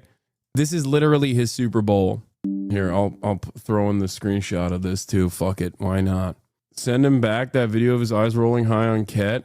Yeah, I blocked you, Elon Musk, at Elon Musk, because you bought this website and forced everyone to see your dumbass tweet 7K times a day. Why do you think I'm afraid of you? Come on the stream if you're such a big man. Anyway, all this guy does is tweet all day, man. Why are you beefing with the president? I don't know. Yeah, I blocked you, Elon Musk, because you bought this website and forced everyone to see your dumbass tweet 7K times a day. Why do you think I'm afraid of you? Come on the stream if you're such a big man. He's going to buy Twitch? Oh, God. Well, I guess I'll go somewhere else, you know? Elon blocked HasanAbi Productions? Wait, he did? Guys, every moment that Elon Musk is busy yelling at me is a moment that he's not able to gut Social Security. Okay? Who's really doing work here? Okay? Who's really doing work here? I'm trying to save the goddamn country. I'm just trying to make sure that the disabled and the elderly are not melted into biomatter. And you guys are out here fucking... I'm taking one for the team, baby. I'm putting in more work than the Democrats ever did. This is real activism. Y'all never seen anything like it. If I can get Elon Musk to cry, on Twitter about how, you know, some random dumbass streamer doesn't like him, then, you know, it's great. I've done my job. When you started your career as a political commentator, is this what you imagined it would come to? No, I didn't even think that. As much as I am aware that the American government is an oligarchy, I never would have thought, I personally never would have thought that like Elon Musk would directly control the reins. Like I didn't think it would be this out in the open. And I certainly thought that Americans would be at least a little bit smarter about this shit. Send him this. What is this? Attack is too high. The noise gets too high currently. Why are you so buff? Is it necessary? What? I don't know. I like working out. Okay, y'all are trying to get banned. Like, he might not ban me, but he will ban you motherfuckers. You know that, right? I mean, he might ban me too, but just saying. He will send a drone and nuke if you show him that Twitter account. Say he's a loser. I'm not getting any notifications for your tweets. You're already shadow banned. I don't think that's how it works, man. He has an automatic community note on that photo, Lamau. Well, this photo is real. Both Elon and a spokesperson have said several times that this was not intentional. They do not know each other, and she photobombed him. I think his app is built like shit. It is. I'm not shadow banned, okay? You guys are being crazy. It's probably because I'm like, it's probably because I am tweeting up a storm right now. That's probably what it is.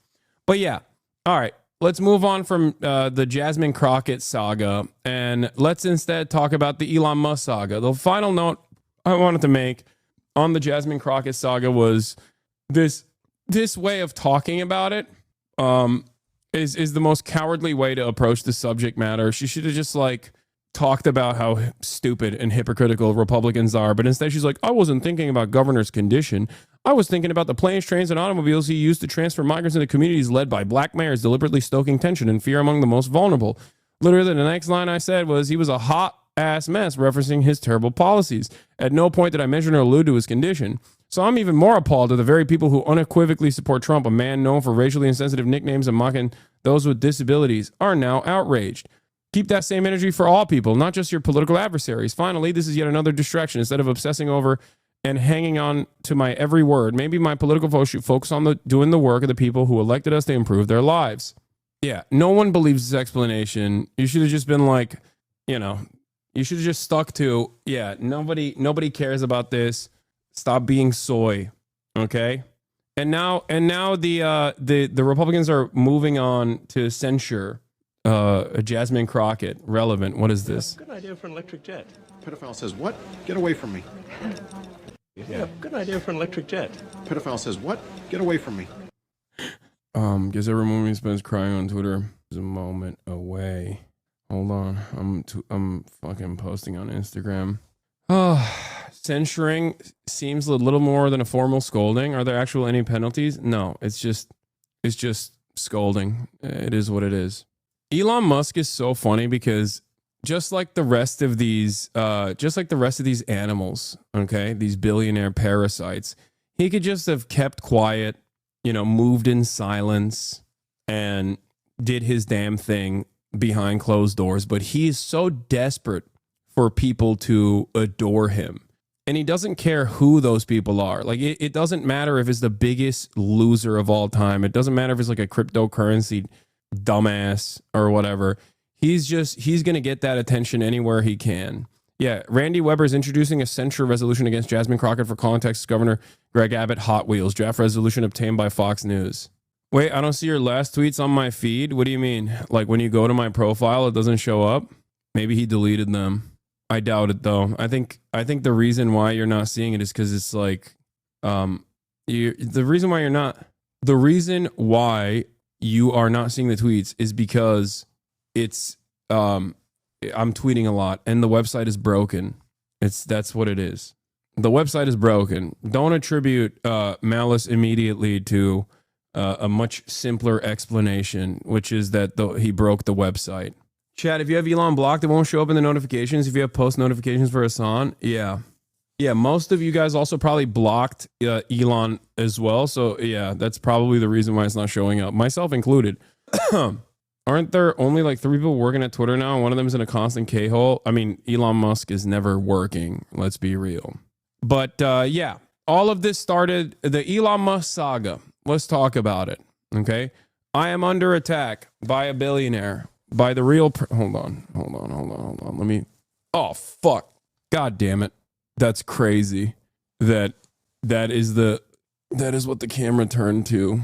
The last image that it had on it. Oh, shit. It started recording? What the fuck? Uh-oh. How do I turn this off? All right, I'm going to turn the camera off and then turn it on again. God damn it. Why isn't it fucking straight? Oh, there it is. I think I fixed it. I hope I fixed it. It's Hasan, but no green screen. Yeah, that's what it is. Hold on. Uppies. Elon Musk hacked me. Yeah. Okay, this is better. It works now. Okay. Ladies and gentlemen, I'm under attack by the real president of the United States of America, by the wealthiest person on the planet, Elon Musk. All of this started when baby formula breast milk stealer of Blizzard, allegedly, Grums, a 60-year-old man, decided to post this. You can tell a lot about Ubisoft at Ubisoft with how much money they are throwing at terrorist platforming streamers. Okay? That was Grums, who has been on a conquest to attack Assassin's Creed Shadows. He's been on a journey, and it's been relatively unsuccessful so far. Having said that, he's still trying. Elon Musk, being the absolute loser that he is, that spends way too much time on his own platform that he purchased for incredibly narcissistic reasons, turned around and replied to it saying, Hasan is a fraud. Then he doubled down, double tweeted, and said sellout would be more accurate. Objectively, he's promoting a terrible game just for the money. To which I screenshotted and, quote, retweeted, this bitch literally paid someone to power level his character in Path of Exile 2, Lamau. What do you mean I'm a fraud? Elon, I challenge you to a duel in Elden Ring. I will cook your fat rolling ass. The reason why I said that is because Elon is not a real gamer, but a fake one. And also because From Software games are the only games that I'm above average competent in. Even though I am not the best gamer, Elden Ring is one of the games that I am decently good at. Elon Musk has also reportedly power leveled his Path of Exile 2 character to a degree where he was one of the top players, allegedly, in the entire planet. All of this was, of course, revealed by Crip and Quen and the work that they put in. Something that also Asmongold refused to call out until his own community called him out, because Elon Musk is a big Asmongold fan. They're in the DMs of one another. Elon Musk basically exposed how fraudulent he was in that process. But it seems that Elon had not had enough, because he went back and he's still apparently crying about me. That's right. He turned around and called me a chicken shit R word. Again, 60-year-old man, by the way, just so you understand. Nobody pays Elon to play Path of Exile 2. How much money do they pay you for Assassin's Creed Shadows? Says Grums. These are the real shills and grifters. To which Elon Musk replied, Hasan is such a chicken shit R word that he blocked me. My editor also then joined in on the fun set, and you're so fucking dumb that you thought that Asmongold's YouTube editors control what he does, which was a good own. Congratulations. And then he double tweeted again and said, and showed that I was, blocking him, which I did. Of course I blocked him. For people wondering why Elon is so focused on Hasan, oh, that's funny.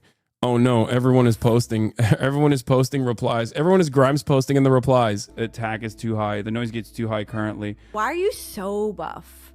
Is it necessary? What? I don't know. I like working out. Attack. Now, what I find to be particularly strange about this saga is that no one is addressing the fact that I said I would have him on the stream. I would 1v1 him in Elden Ring and expose him for the fraudulent gamer that he actually is. Now, I'm rusty on Elden Ring. I haven't played in a while. I don't know what the new metas are, and I still think I could cook his ass. That's number one. Number two, if we are not going to test our mettle in Elden Ring, we could also do it as interlocutors in the marketplace of ideas. I responded to him, a 60-year-old man who's the wealthiest person on the planet and yet still a ginormous narcissistic crybaby, with this. I said, yeah, I blocked you out, Elon Musk, because you bought this website and you forced everyone to see your dumbass tweets 7,000 times a day. Why do you think I'm afraid of you? Come on the stream if you're such a big man. Elon Musk, noticeably, has refused to respond to me at all. Perhaps it's because I've blocked him.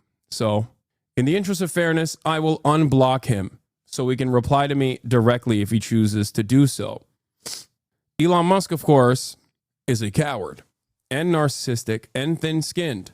I will most likely subsequently block him once again because, as I said on this tweet, I hate seeing all the posts that he boosts on purpose. It is so annoying. If he actually had something interesting to say, if he actually had something worthwhile to say, perhaps I would not have issues with his tweets. But he tweets so much, instead of running any of his many companies. That's all he does, as a matter of fact. And as you guys know, I've talked about how Elon Musk is someone that I truly love because his ineptitude in broad daylight is single-handedly destroying the myth of meritocracy. Because if someone as stupid and as thin-skinned as Elon Musk can be the wealthiest person on the planet while demonstrating that he doesn't do anything real, then I truly hope that one day many Americans will start recognizing that perhaps these billionaires didn't actually work super hard or super smart for their wealth. That's it. You can even extrapolate further by looking at someone who is as silly as myself, as a Twitch streamer. I have also seen tremendous success. I'm not particularly smart or uniquely charismatic, and yet I have been able to achieve financial success to the degree that I have. It's obvious that to even my haters that meritocracy is a lie. Jabri also had a funny tweet on this. The richest man on earth having a meltdown over a Twitch streamer just proves that no amount of money can make you any less of a fucking loser. There it is. This is the Elon Musk saga. There you have it. My challenge is still simple. Elon Musk, come on the stream. Show everybody how not afraid you are. Except, Elon Musk, you have backed away from challenges time and time again. When Jon Stewart said he wanted to have you on the broadcast, you said you'd be down to do it with as long as it was in real time. Then you turned around and ran away from that. And you claimed that he was compromised.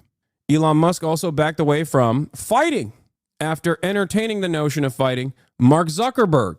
Imagine being afraid of Mark Zuckerberg. Will Elon Musk run away from a challenge once again? Perhaps he will. Anytime, any place, Elon Musk. I'll come to you if necessary. The ball's in your court. I will say that every moment that he spends crying on Twitter about how a Twitch streamer blocked him is perhaps a moment that he is not spending on eviscerating the administrative state and potentially cutting Social Security. So I'm doing my part, ladies and gentlemen.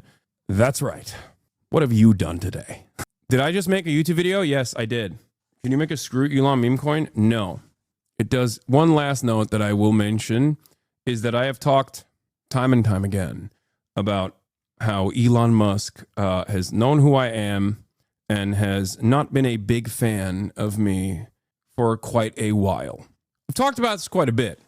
And people used to tell me, Hasan, you are so full of yourself. He has no idea. I knew, because of sources that I cannot reveal, that Elon Musk has actively had a grudge since I had his baby mama, friend of the show, Grimes, on the broadcast, where she said this.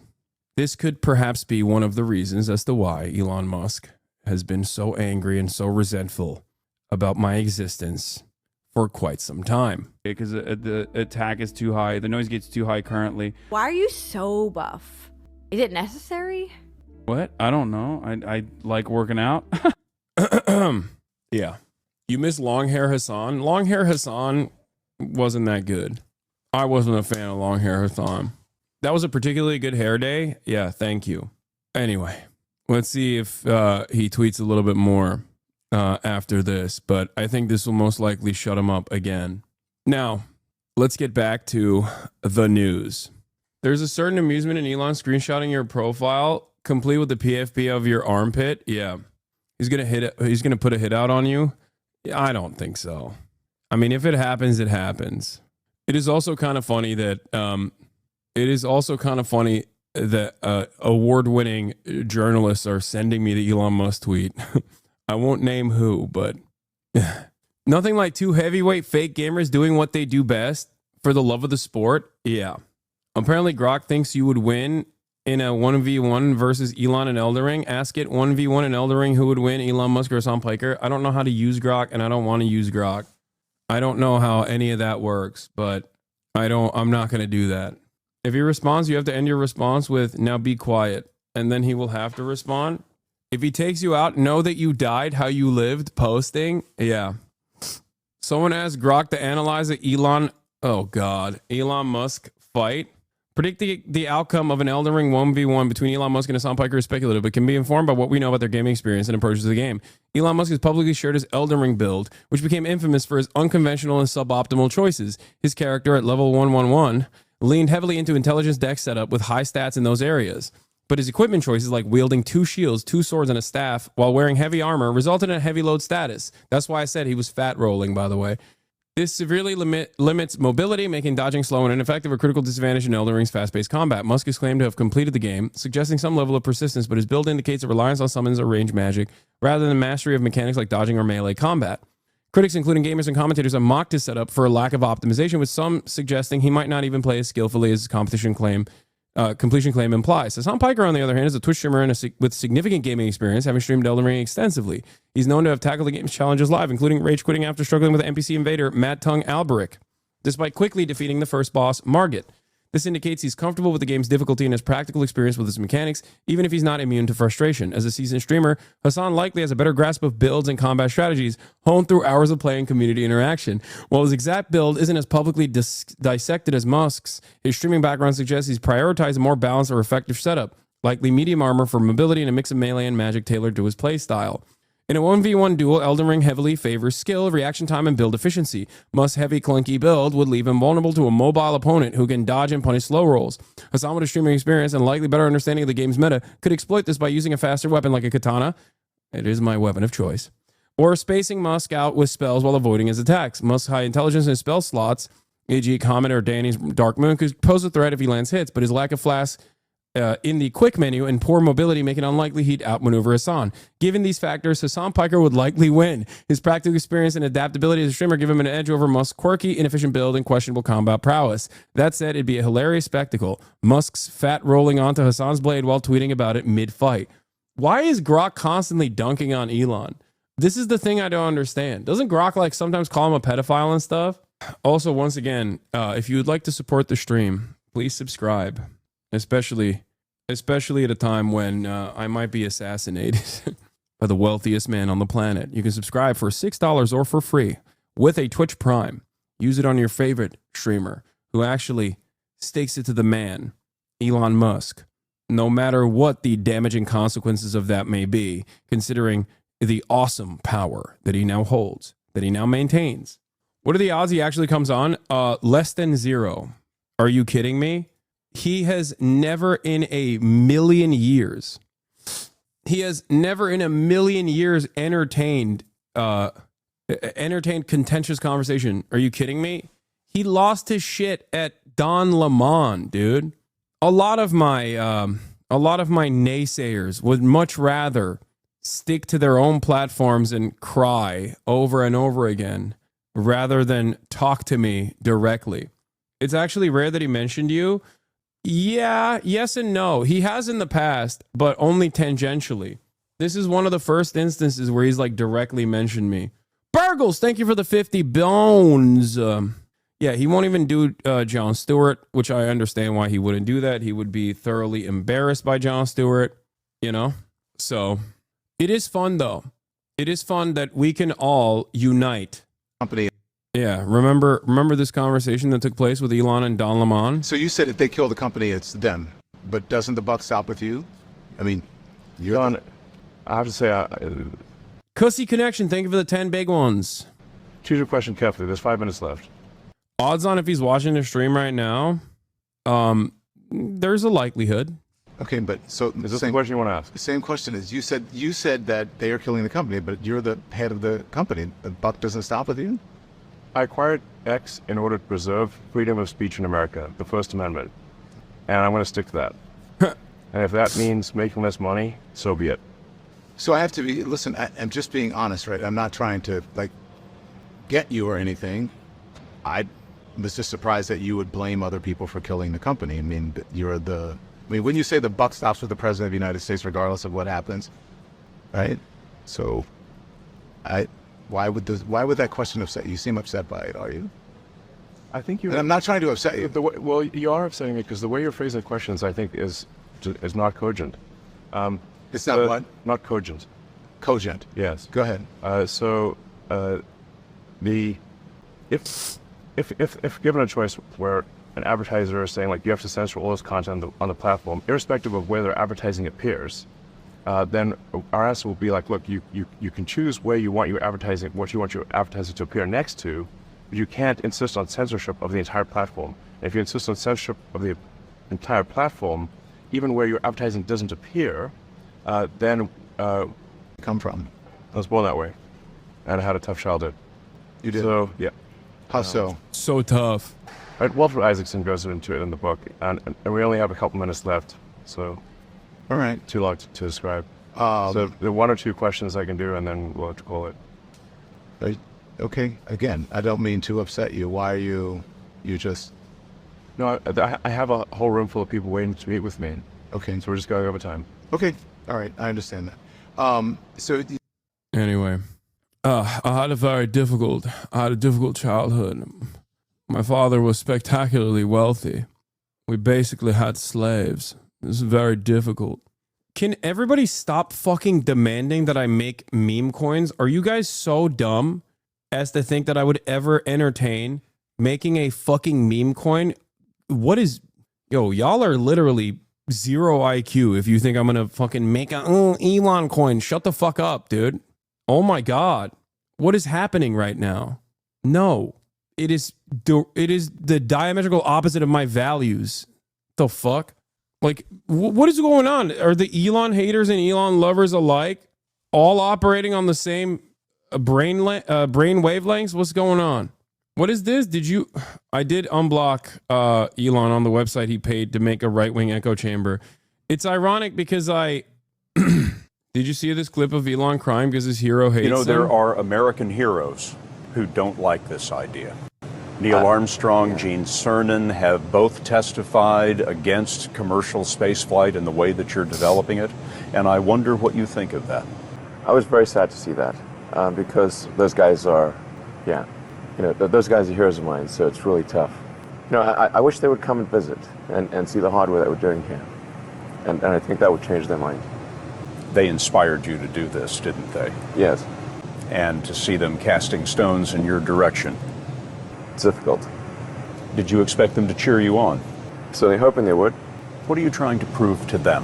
What I'm trying to do is to make a significant difference in spaceflight and help make spaceflight accessible to almost anyone. And I would hope for as much support in that direction as we can. I didn't even know he was capable of crying. All right, moving on. Moving on from Elon. Yeah, this explains why he wants to kill NASA. He's like, if my heroes don't like me, then they can no longer have NASA. No more space travel for anybody. Only I get to do it. Only I get to have space travel. Okay, so where was I?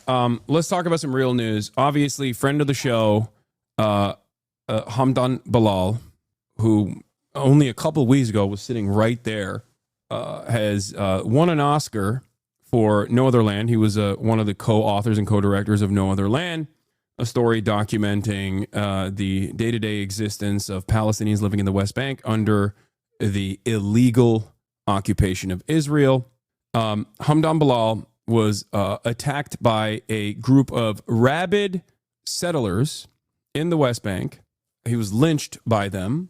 And then the Israeli occupying force came in and kidnapped him and detained him. Now, this is a normal part of the process, unfortunately, albeit cruel, but a regular part of the experience for every Palestinian, regardless of whether or not they have won an Oscar for detailing these exact events. Luckily, Hamdan is he's alive. He's not dead. And the lynch mob and the subsequent false detention did not I mean, it harmed him physically, but he has now been released. There's updates from other friend of the show, Israeli minister of the Knesset, Dr. Ofer Kasif, which I will get to in a second. Let's talk about what happened that led up to these.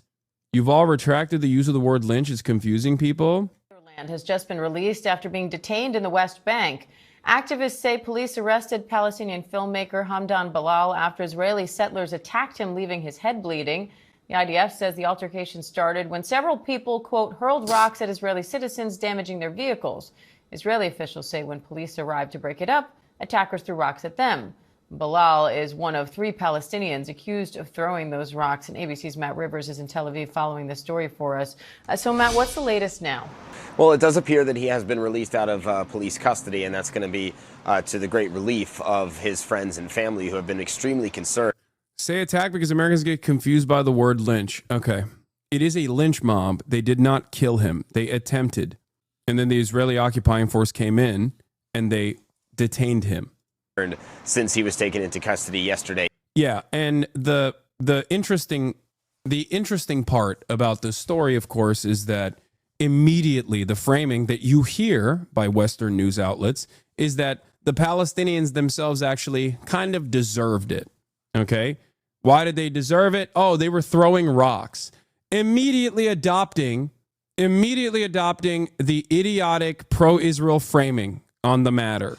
Like, oh, they did something that deserved the right-wing, far-right Jewish KKK mob coming in and brutalizing this person and their families.